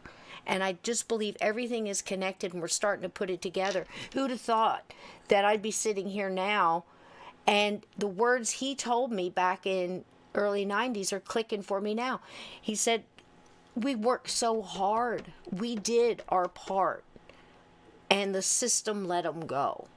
To the point now where I'm looking at the grave of the unknown, their unknown, unmarked graves where supposedly all that were hung and executed, all these Nazis, are, I'm betting you there's not a body in that ground.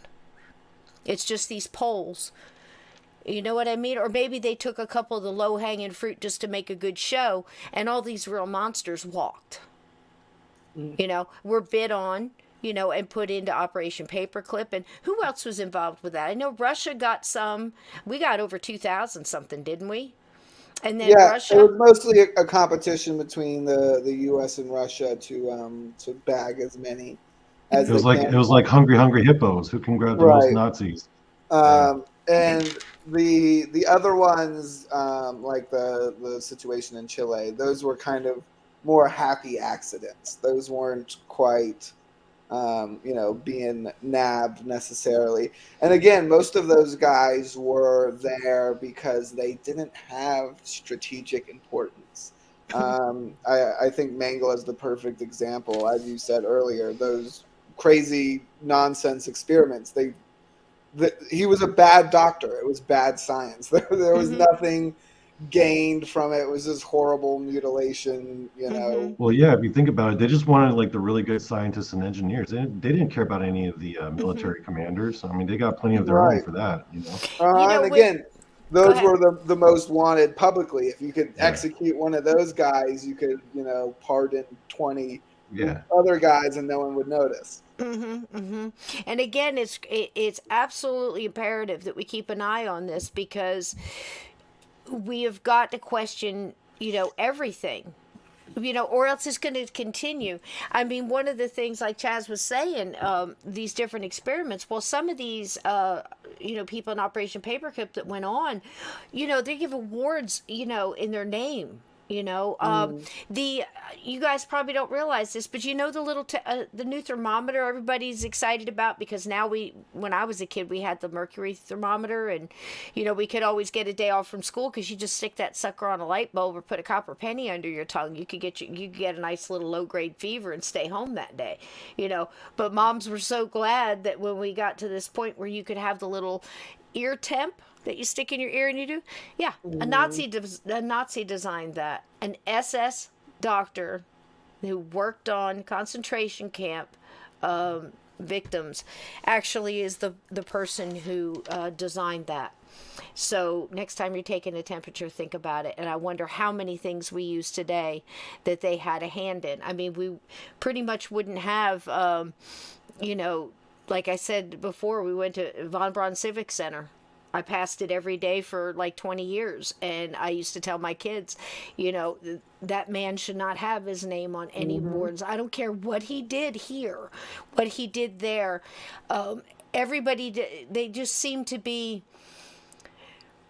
Nobody fessed up to what they did, People say, well, should we have just killed all of that that knowledge? And we wanted to have a space race, and we wanted to do these things.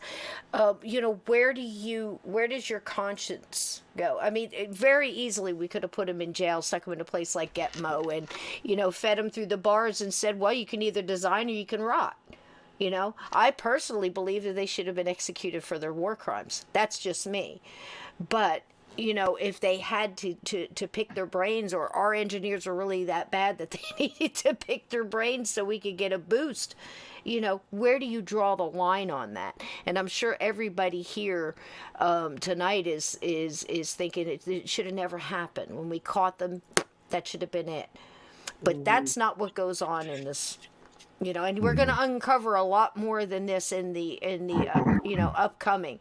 A lot of people believe one way, from the way Pearl Harbor went down to the reason we got in the war. How long before the war actually started were we involved?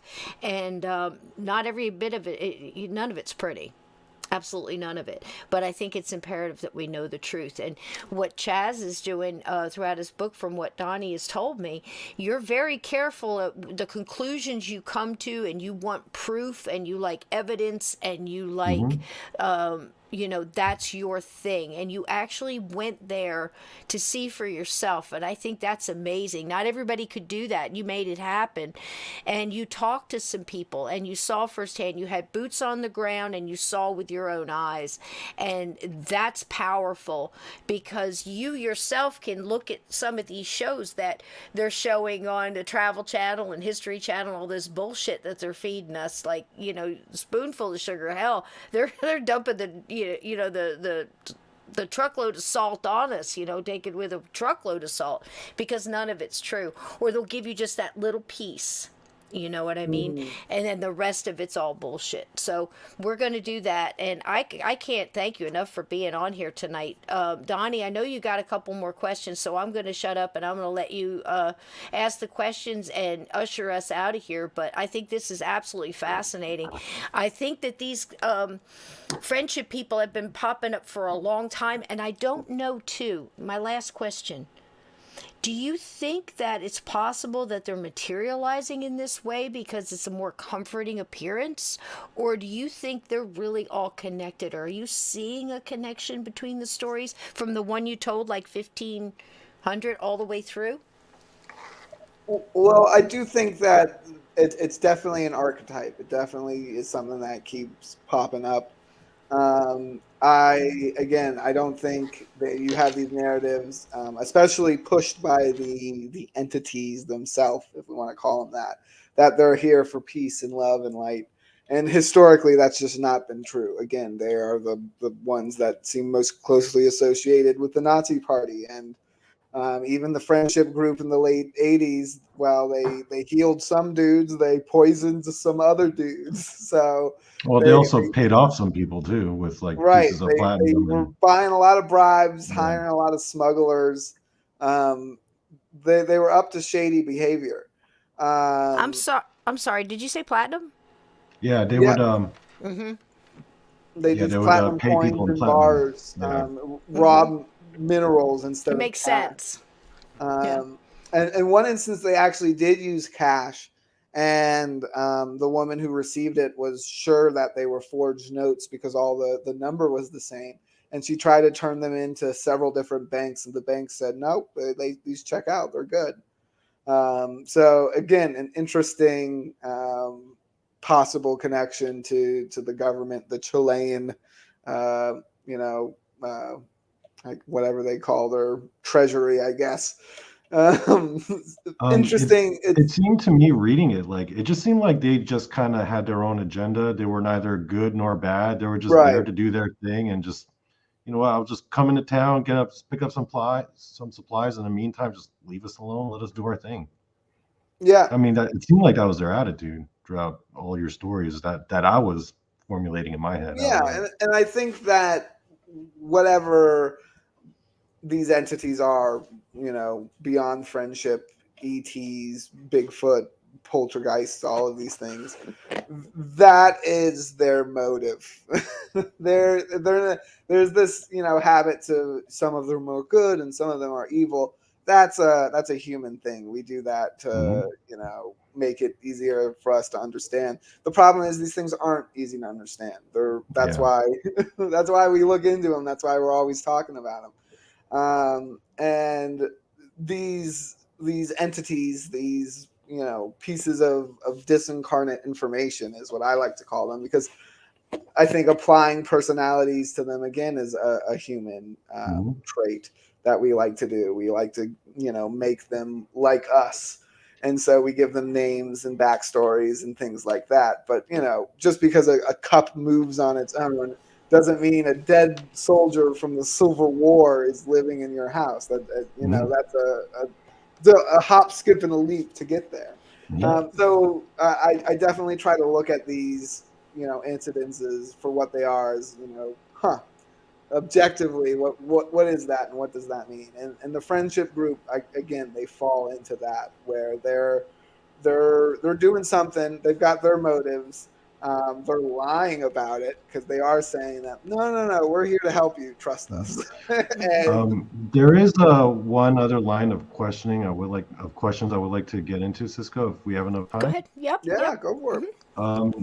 Okay, so I thought the way you structured the book was real interesting because the first half was like all your research, and then it would cover a lot of different things. It covered the friendship, but it also covered the overall UFO scene in Chile, which made me realize one of the reasons why I think your book is so important is because it makes people realize that there's a lot of UFO activity that's going on over there that people don't know about. It's like Mhm. it seemed like every other person had a UFO sighting.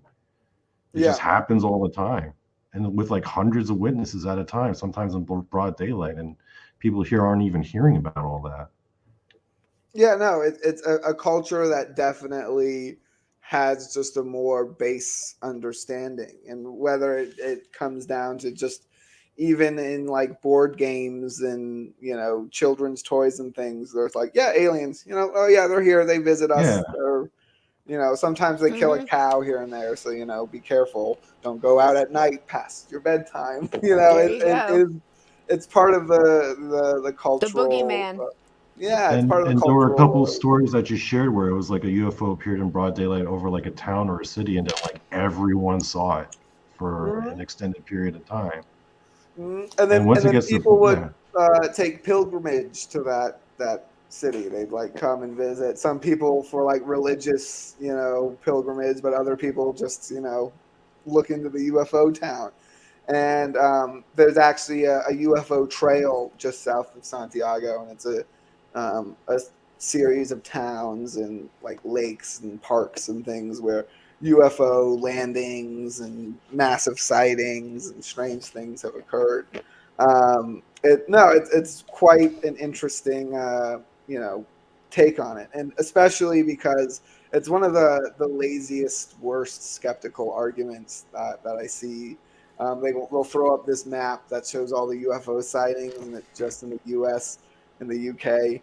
And that map comes from MUFON, who just collects stories in the U.S. and the hmm UK. yeah, So they're like, well, clearly it's only happening here because that we're the only people that believe in UFOs, which one is completely ridiculous because there's hmm other cultures who believe in it way more than we do. So you've tossed out your anthropology, you've tossed out science already with that argument. Um, Two, uh, it's not that's just flat not true. There's occurring in mass and all over the globe. And when people are saying, "Oh, well, it's a human-made device," and again, firm possibility. Statistically speaking, that's still probably the most likely possibility. And I have a whole other side reason why that might be true. We might be able to get into that in the Nazi thing because it um, kind of relates to their okay. tech. Here's a good Real. question from the chat, real quick. Susan Woodcarver wrote, Chaz, I got here late. Apologies. Did you mention that since UFOs are so prevalent there, are they recorded and available to view on YouTube? Thank you. Yes, there's quite a few really good videos, not only from Chile, um, but from Latin America on the whole. There's one from Chile. My favorite one is um, it's this weird. It almost looks like if you're a Star Wars fan, the Cloud City fighters, where it's two like pods connected with a beam in the middle. One of the hmm most unique looking UFOs I've ever seen, and it's like leaving this weird trail of gas as it goes for a while. I think you can look up Chilean gas UFO. That might pop it up. I can dig deep and send you guys some links so you can post them on your Awesome. socials later. There's also a great one from Guatemala. I believe it's Guatemala, where there's a bunch of people gathered on a beach looking at this UFO, and they're like all using flashlights and laser pointers together. The local news is out there, and this the brightest, strangest flashes I've ever seen from a UFO. Like it's just clearly not a helicopter, a plane. It just wouldn't make sense how they're able to cast a light like that. It's the strangest, one of the strangest UFO videos I've seen. Um, and yeah, the Chilean ones are again they're filmed on the same kind of SRS, hmm stealth cameras that are those black and white detecting heat and stuff. And yeah, there's again the Chilean military is like, yeah, we filmed this. We don't know what it is, and it's everyone's like, well, clearly that's a plane that they've misidentified, and Yeah. it's interesting. They do the same ridiculous debunkings that we do here, where they're like, well, I found on a flight map that this plane might line up with, um, the flight pattern of where they were at. And so it's clearly just a plane. And, I'm like, the military, a dude whose job is to fly planes is saying, hey, this is a thing I don't recognize. Mm-hmm. It's Yeah, not a I find plane or like I find those helicopter. people. I find that those people aren't so much interested in the truth as they are like just scoring points on people. You know? Yeah, Yeah. it's a weird, bizarre ego trip that you Yeah. must have to be on to be able to look someone who knows more than you about a subject dead in the eye and be like, no, you're wrong. Mhm. Well, it's It's like really in ignorant. in flight. I think it was Flight 800, wasn't it? By New York. I remember reading Nelson DeMille's book on it, and it was basically all the facts that came out of that flight that went down. And if to just to remind everybody, there was a I small know boat, this and it was one. basically a missile that went up and hit the Uh-huh. plane, and you had a pilot. He was on his balcony, could see the whole thing. I believe there was fireworks around that time. Wasn't it around the 4th of July or something, or some celebration where they were having fireworks like the night before, and people in the Hmm. neighborhood were still doing things. But this was obviously out on the water. And the detective asked him, he said, are you sure it's a missile? Are you sure it wasn't something getting, shot down or, over or around or coming from another plane? He goes, this way is up, still up, isn't it? It's Hmm. like this simple thing. And it'll just be witness will be shut up and just discarded from, redacted out of the disclosures and stuff like that. So I mean Hmm. it goes on in every situation, especially military. Being ex-military myself, I can tell you that you just do what you're told, and you're not told that much. You're not told go in the room, grab the box which has this in it, and you're going to take this in it, and when you give it to this person, they're going to do this with what's in the box. You're Right. not told that. You're told to go to the room, pick up the box, take it to building 113 and give it to this person. And you don't open the box. You know what I Hmm. mean? And you never know what it is. You don't know, it's all compartmentalized, and it's Right. done for a reason. And I think that all the information is that way too. I mean, like I said, the distraction. I remember listening to someone who was ex-CIA, and he was given an interview, and he was telling about how they just exactly what I explained earlier during the JFK. We'll just take all of this information, we'll make it so confusing that basically they make your head spin.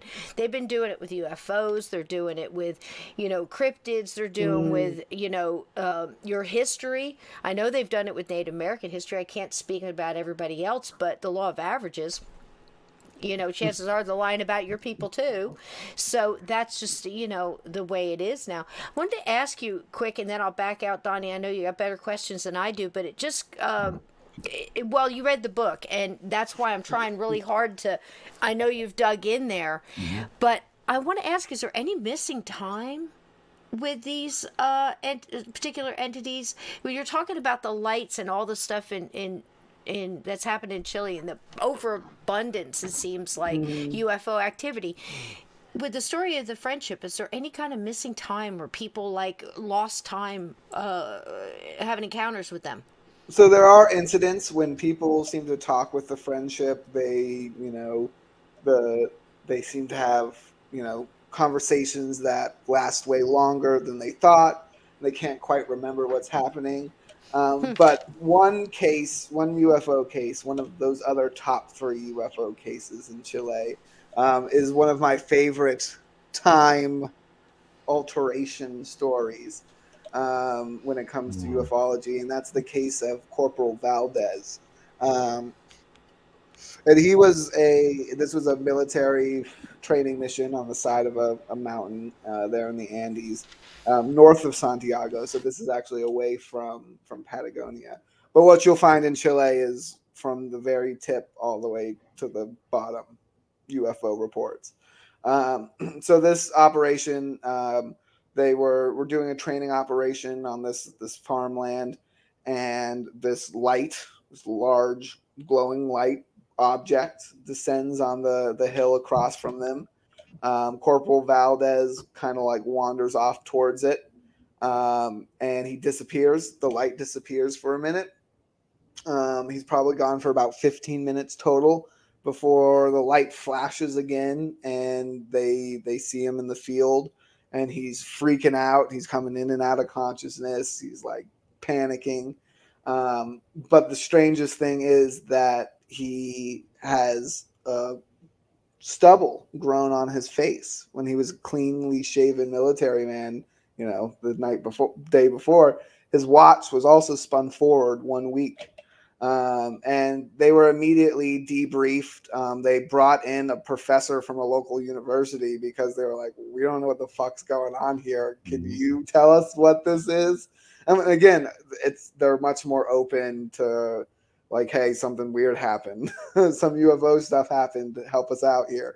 And they're all recorded afterwards, and there's just general confusion. These people are terrified. The transcripts are available. I haven't been able to track down the official recordings, but as I understand, they are like in circulation in like weird UFO circles in South America.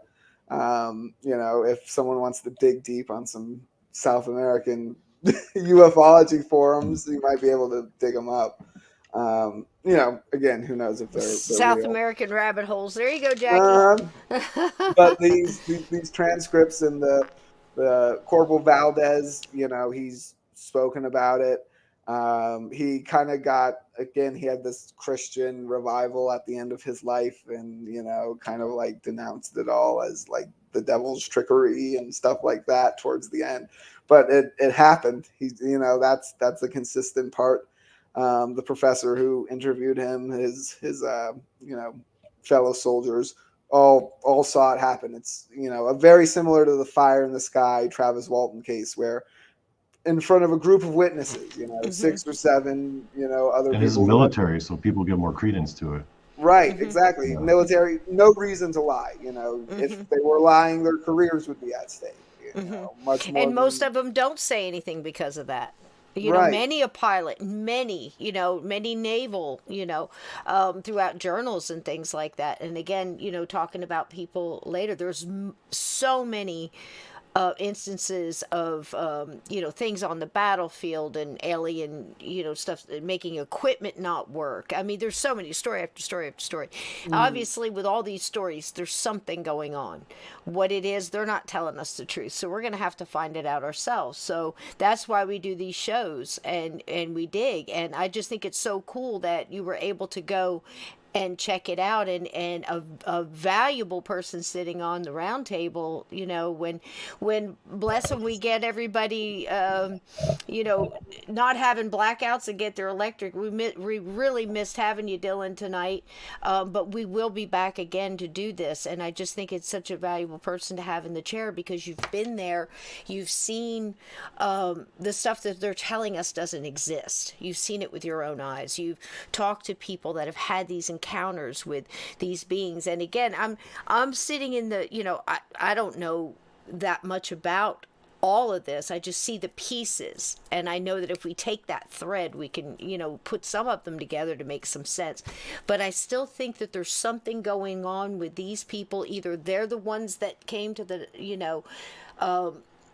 early Nazis, when everything first started, like when you were talking, Donnie. When was that? That was before World War One. When was that?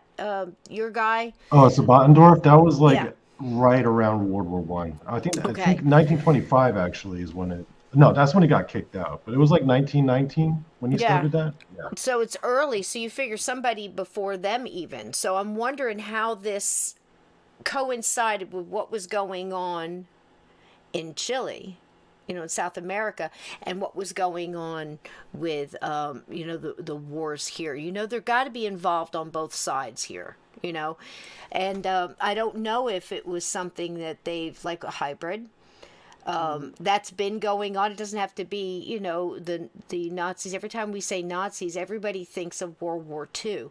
And this is something that absolutely not. It's before, after, I mean, spread all over the place. Chaz has told you tonight, firsthand accounts of what he's seen. So we know it didn't stop there. So why would you think it wasn't before, too? So we're going to dig some of that up. But it seems like the friendship goes way back. You said what was the oldest was 1500? Yeah, 1550. I just wrote an update for the magazine I write for about that case because or that incident because I hadn't known about it when I originally published the book. But yeah, this blonde archetype seems to pop up pretty consistently. I've heard a few famous cases in the States that involved them as well. Yep, they're a common archetype. There's one of my other favorite cases is from South Africa. A woman named I'm forgetting her name. Her blonde Venusian lover was named Akon though, and she supposedly had a Akon? whole like the rapper. Okay. Akon, and Okay. supposedly she had this alien lover and was transported to another planet where she raised this kid for a while and then came back. Absolutely ridiculous, totally unbelievable story. But there is these two witnesses who own this eco lodge Airbnb on this mountain in South Africa, and they said that she would go out there, spend like a weekend. She would hike up this trail to the top of this hill, and she would be picked up by military helicopters. And they would see this, and it happened on several different occasions where these military helicopters would land and pick this old woman up who was supposedly going to go see her alien boyfriend. Oh my goodness. On one incident, and they had always they were just kind of like, okay, whatever. And on one incident,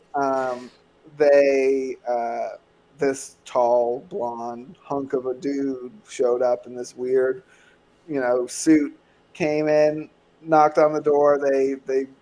He's like, oh, God, I can't remember her name. I'm biffing on that. Is she here yet? And they were like, no, she's, we weren't really expecting her. We haven't seen her in a couple of years. And he was like, oh, she'll be here. Just say I was here and I said bye. And they were like, okay. And Billy Meyer says he had a lot of stuff, but all of that's nonsense, Davy Jones.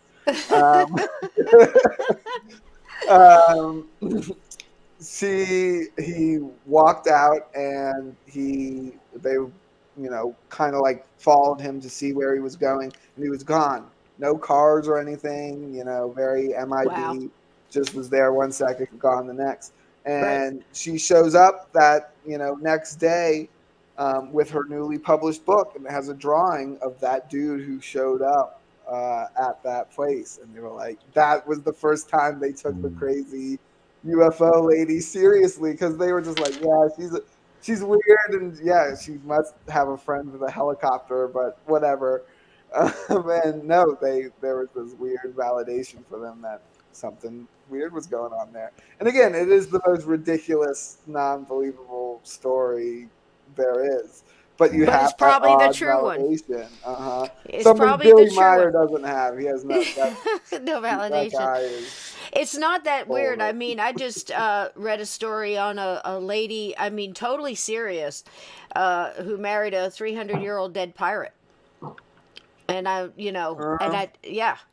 I mean, people are going to, there's a lot of weird stuff out there, but we learn in this subject that the oddest things are usually the one that really happens. So you can't really throw everything out. You try to debunk, you try to make sense, and you try to get, connections. But, it's pretty apparent that whatever these things are, they're part of the human condition, right? They're connected to our consciousness and our reality in some way.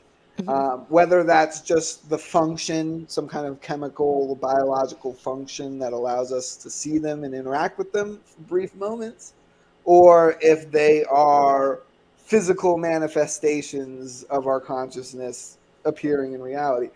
Whatever it is, it's somewhere in there. It has something to do with us and how we view, you know, the things around us, what we collectively call reality. And it's very apparent when many people live in their own reality. I think that's the one thing we've taken away from the internet, from the information Yeah. age, is that information is malleable. Yeah. People are gonna believe and think whatever Yep. they want to believe and think, and they're gonna live in that reality, and that's well and dandy. But sometimes these things bleed,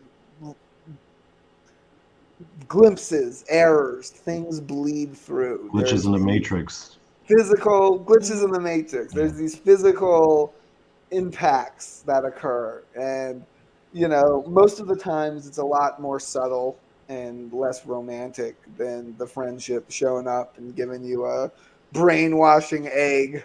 A lot of time it's a footprint or something moving on its own, Hmm. or a glowing orb that you can't explain. And it's a lot more mundane, but around these things, then you have that high strangeness, and then reality gets bizarre. My favorite example comes from Jacques Vallée. On one incident, he hiked up. He drove several miles and then hiked several more miles for several hours up this hill to go to this UFO landing, supposedly. This landing site. He got up there, middle of nowhere, burnt, broken branches, some scorch marks here and there. Interesting UFO site. But there was a plate of pancakes sitting in the center of it, steam still rising off of them. Fresh pancakes.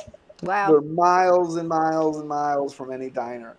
You know what I mean? It's just one of those things that, Yeah, that that, goes with everybody knows our friend Steve Stockton, and he has a story. Same thing in the where I am. I live in the Pine Barrens in New Jersey. No, I don't know anything about the Jersey Devil. Never met him. I may have married him once, but not the one you're talking about. But he has a story of. A guy told him that he was going through the Pine Barrens. He was hunting, which is it's not as a lot of the pines aren't very high. They're short scrub pines, and it's very I've seen thick. these Sopranos Yeah. episodes. Yes, there you go. And he's going through, and he finds a fresh pizza sitting in the middle of nowhere. Nobody's around. It's in a box, and it's still hot. Of course, that same guy told him the story. Is that it? Steve's in the chat. That's it, right? It was in the Pine Barrens. Is that the same one where the guy told you that there was the other time he saw a guy going through the thicket wearing nothing but a clown mask and football socks? Nothing Yeah. but a clown. And then the guy started telling another story, and Steve says, "No, no, go back. I want to hear about the guy wearing totally naked, wearing a clown mask and football socks." So there are weird things in this world, absolutely. Yeah, and it seems that at these paranormal locations, this is that high strangeness, that this is a side effect of Wow. these things. The truly paranormal, because again, will again, objectively saying, it's easy to write off as a crazy guy out there being crazy, and objectively speaking, that's probably what it is. What it But is, when yeah. you stack it on top of a legend like the Jersey Devil and Uh-huh. all the other bizarre light phenomenon that's seen out there and things like that, then you have something more intriguing. And it's something John Keel wrote about in Point Pleasant in the Mothman case. The thing that was really interesting about that case wasn't the flying weird thing people were seeing. It was all the other weird interactions and Men in Black and bizarre encounters and people imitating him over the phone and setting up these bizarre meetings where no one would show up and all kinds of super weird things. One of the strangest things was this woman was convinced that her phone had been tapped. And so John Keel, this was back in the 60s, it's, a rotary physical phone. Phone. He cracks that bitch open and looks inside of it, and he finds this little stick. And it's not electrical, it's like not wood, it's plastic, but almost made to look like wood. And he's like, what the fuck is this? I can't figure this out. Years later, he's in like a magician card trick shop, and he sees this like prank match set, like this weird fake magic trick, and it's filled with these little plastic sticks that are exactly like this. And it's what the What fuck is is that? that? How did What? that end How up does that inside her happen? telephone? Yeah. It's one of these bizarre, and again, she's convinced her phone's bugged and something was in there, but it wasn't a bug. And it's these things that are Weird. almost mundane, but when you look at a They're just larger so picture, random. yeah, you see Yeah. these other things are happening in this area over a consistent time period. Can I talk about a cool random story that I actually read in your book? Yeah. Sure. You you're on a boat. You're going to an island that you suspect could be the Friendship Island, but then right before you get there, you get shipwrecked. But right before you get shipwrecked, you see a pod of dolphins. And then one of the rumors they kept saying was that this Friendship Island had a pod of dolphins that they would psychically control. So as the reader, my natural thinking is, yo, did those dolphins screw with his boat? Like somehow, like they just snuck in there and like messed around with it? I mean, like, Yeah, that was one of Ernest de la Fuente's crazier claims. And interestingly enough, I wrote the research portion before yeah, I went on the trip, obviously doing my research first. And I had, like, included the dolphin example as the example of how crazy the claims had gotten. yeah.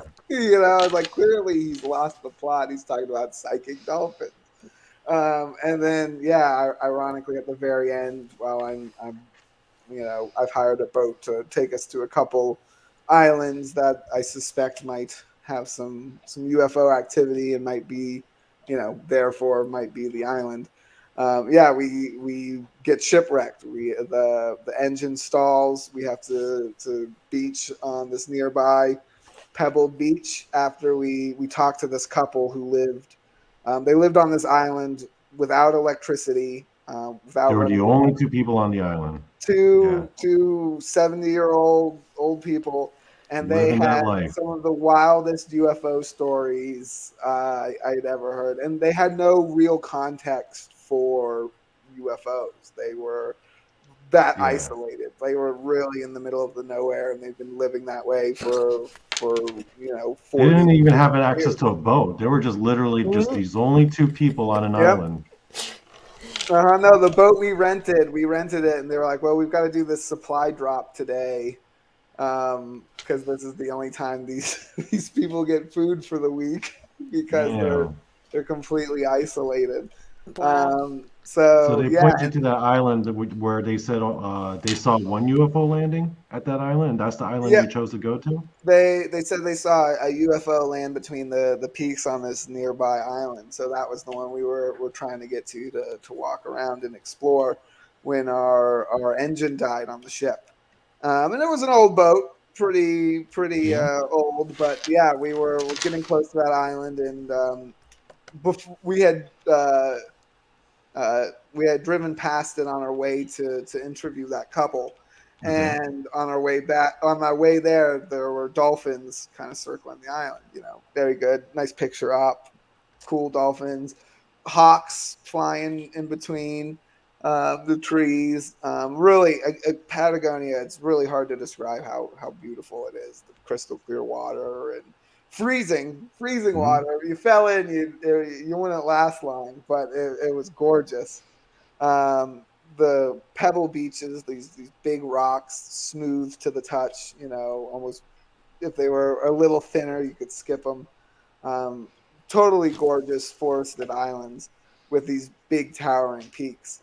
And this one kind of had it had these large beaches and really heavily forested, and it kind of had this valley formed by these two peaks. And this was supposedly where this couple had seen this UFO land on more than one occasion. And on one occasion in particular, they were out, no electricity. So when they see one of these things, it's, bright as can be. It's not like when Yeah. we see It's one like where we're very like, oh, I noticeable. think that's one I Yeah. can kind of see. It's, it lights up their shack when it's flying because it's going to this nearby island. And they go out to look at it, and it kind of like stops and comes closer to them and kind of looks at them back almost. And they describe this big purple glowing silver disc shape. Um, and we were like, oh, like an ovni, which is Spanish for UFO. And they were like, what? What's an ovni? They've been living on that island like their whole lives, just the two of them. They were like, Yeah. no, like an airplane with no wings is what they were kind of comparing it to. So Yeah, no, it was very bizarre. how close were you to the island when your engine cut out? We were close, but not that close. We had the beach pretty much immediately back on to the beach we were, and we were pretty much shipwrecked there. No signal. It was starting to rain. Because I like to investigate little unorthodox, with a little unorthodox style, had taken some LSD at that point, so I was, off my rocker. And I was I can imagine. Yeah. What a time to shipwreck when you're tripping. Oh my God. The world is melting. Oh my God. The world is melting. Surprisingly kept it together pretty well. Didn't freak out. I got a fire going. So we hung out for a while one of the other shipmates hiked around the island and eventually got a cell signal, and we got a boat to tow us back. And those hawks we saw on that island as we drove past it again, they flew and they landed on the towboat. And it was very, very interesting. As if they were like spying on you, like, who are you? Yeah, no, it was, I couldn't help but think about the psychic animal stuff, and it's cheesy as hell. I'm just thinking in my brain, like when I was reading that part, I was just thinking like some dolphin just swam up with like a wrench in its mouth, and another one comes in with like a screwdriver. And they're like, screw these humans, they're not invited to our island. Yeah, I've been pretty skeptical of the friendship and their motives, so that might be why I haven't gotten an invite. And that is the most consistent thing I've heard. Maybe those psychic dolphins aren't spies, more like bouncers. Yeah, well, that's what I've heard, is that it's they're security. physically impossible to get to the island without an invitation. I've been told that dozens of times, that a storm will happen and stop you, and that happened to a TV show they were going to investigate a different island. That was supposedly the island. I think that might be even the one you threw up on that map.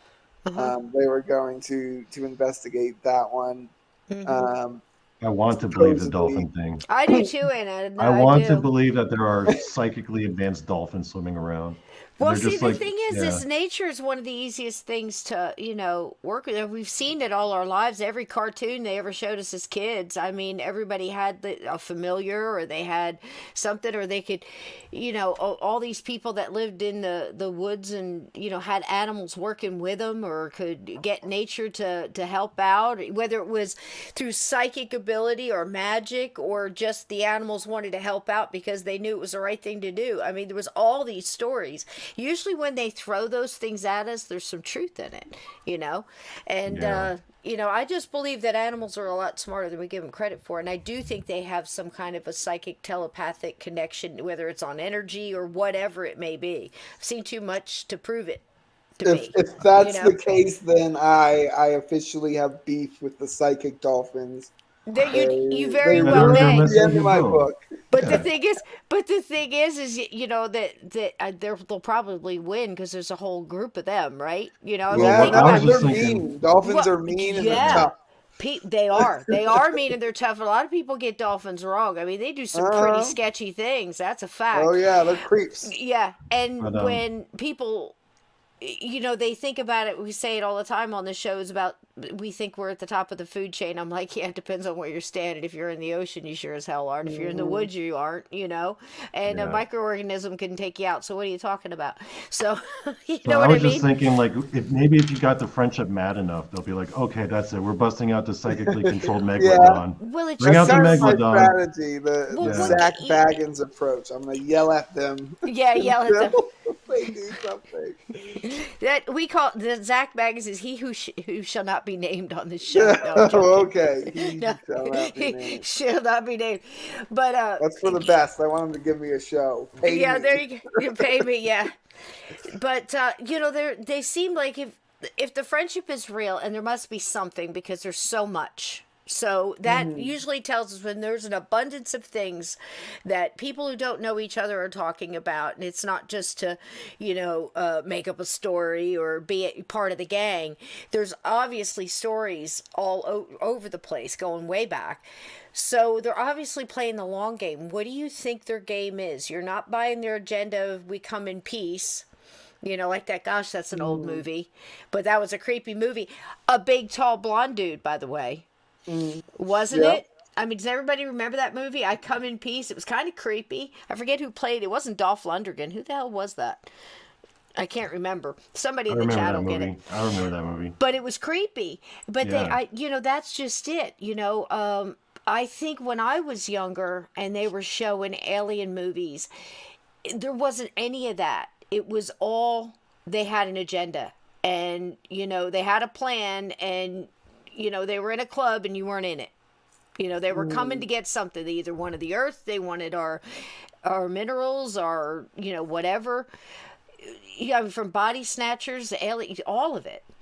And now we kind of went through that part about 20 years ago where you started to see, oh no, they're good aliens. I mean, even in Independence Day, you had that group of people standing on the building with signs, beam me up, Scotty, and take me with you, and they just zapped them and disintegrated them, I remember? love that part. I think it's more like that. I think there's more to it.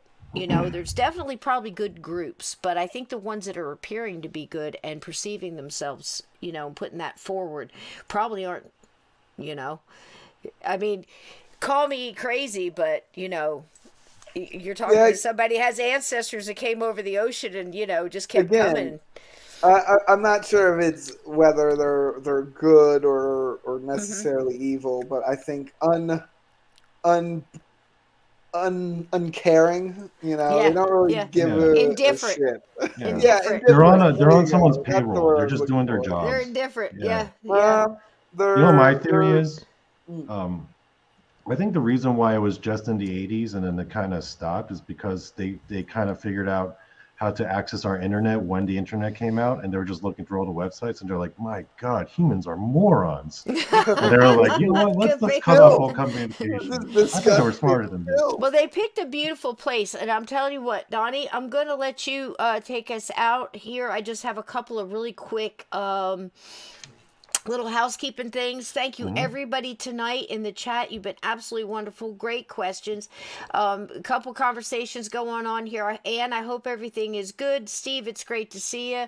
We miss you. Glenn, I'm glad you're out of the the sandbox or purgatory, whatever you want to call it there.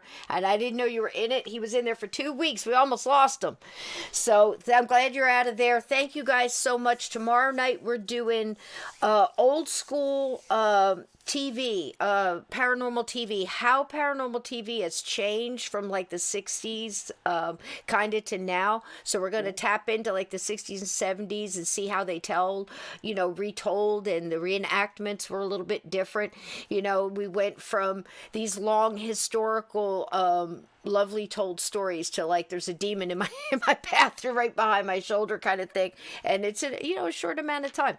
So we're going to touch on that tomorrow night, and I can't thank you enough, Chaz, for being in here. This has been absolutely fascinating, Yeah, this and was I'm fun. so glad you. you're going to be part of our roundtable talking about uncovering Nazis. That's what our goal is here for coming through, because it's time that the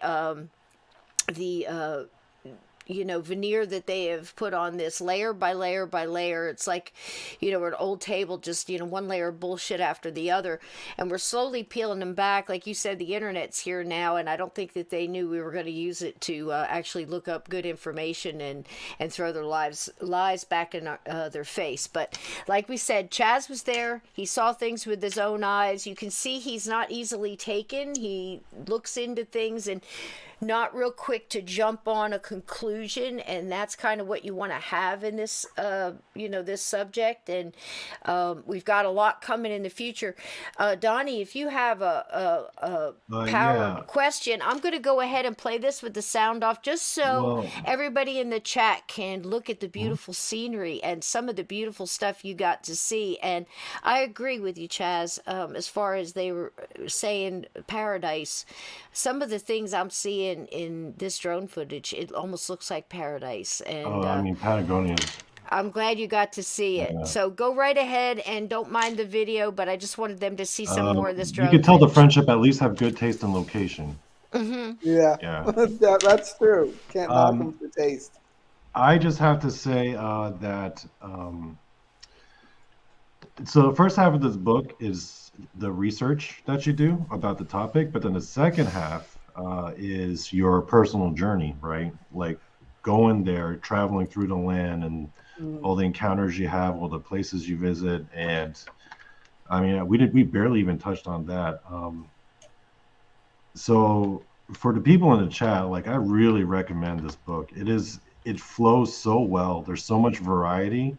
And one of the things I have to say about your writing is that when you're really good at giving background information into things or historical context, and I noticed like it's never like too long or too little. It's never like too much or not enough. It's always like just right. So a lot of kudos for that. And yeah, you guys have to buy this book. I'm serious. Can you hold that really up again? good. Thanks, Donnie. Right close up. I got one. There you go. You do. That's great. That's it was great. real good. And the mods will drop that link in the chat as well, and it'll be in the description below. Oh, people the are show like buying on it YouTube. now. That's cool. Absolutely, they are. That's wonderful. And I think you're going to find a lot of stuff in there. You're also going to hear, like Chaz said earlier, about, looking into different drugs, to help, with the pineal gland and things like that. And that really leans back into, before you start thinking one way or the other, think too, a lot of tribal indigenous people do the same, from peyote to mushrooms. We could do a whole other podcast and we episode on that absolutely topic. could. But I just wanted to say something about that, because, I'm not out there licking frogs today, but I definitely took my own, back in the day. And I did it in 4-inch spiked heels, working, but it was the 80s. I worked in the clubs. We all had our times and our things. We have to be careful now, even when we have powwows. We can't even say, admit in our heritage that anybody has ever done anything like that. Not every nation did, not every tribe did, but there's going to be something. So before we, discount that some drugs can give you a little bit of insight and change your consciousness, you might want to look into that a little bit. Like I said, I can't handle, I have a hard time with caffeine right now. So, but in my day, we did things, and we, everybody experiments with different stuff. So don't totally discount it. A lot of it goes back to shamanistic cultures and traditions. So if you're completely discounting psychedelics, you're also discounting a lot of the shamanistic traditions that are very important to the development of mankind, And there's somebody that didn't discount it either, was what we've been talking about tonight with, the Nazis and everything else, MK Ultra, the men who stare at goats. I mean, from remote viewing, all of it, every level, in every direction that you can imagine, is something that they dug into. And if, we're going to hear a lot of that coming up in the future, from how propaganda and, just you name it, from 1984 to reality. And I'll tell you, some of the stuff we've been digging up, reality is much stranger than fiction, I guarantee you. So we've got a lot coming up, and Chaz, I can't thank you enough for being on here taking all this extra time and giving us such a great story. And I'm so glad you got to see it. You know, when Donnie said, you know, this guy went there, he heard about it, he went there. It's going to be really valuable in the future uncovering some of this stuff. Uh-oh. You know, how can people get in touch with you? Oh, yeah, you can find me at Chaz of the Dead on all of the social medias, Instagram, Twitter, TikTok. I do haunted places on TikTok. Nice. So find all that, chazofthedead.com for all of my articles, podcast appearances. You can find also a link to my book there and a link to my Patreon. I do monthly research dossiers and stickers and that kinds of stuff. So good way to support my weird research there, So cool. especially if you like stories from across the globe. I'm never doing, Betty Barney Hill, never doing those kind of stuff. Always weird things. I've got the first ones on bee theory, how bees might be the source of UFO technology. That's a whole other side thing we can get into maybe next time on the Nazi show. Yeah. Russian poltergeists. I'm doing Russian UFO crashes this month as well. So yeah, if you want weird stuff, go check that out. That's patreon.com/ChazTheDead. We thanks definitely for like having me weird on, stuff. guys. We Yeah, definitely thanks for like coming weird on. stuff. This has been absolutely wonderful, and chat, you've been absolutely great.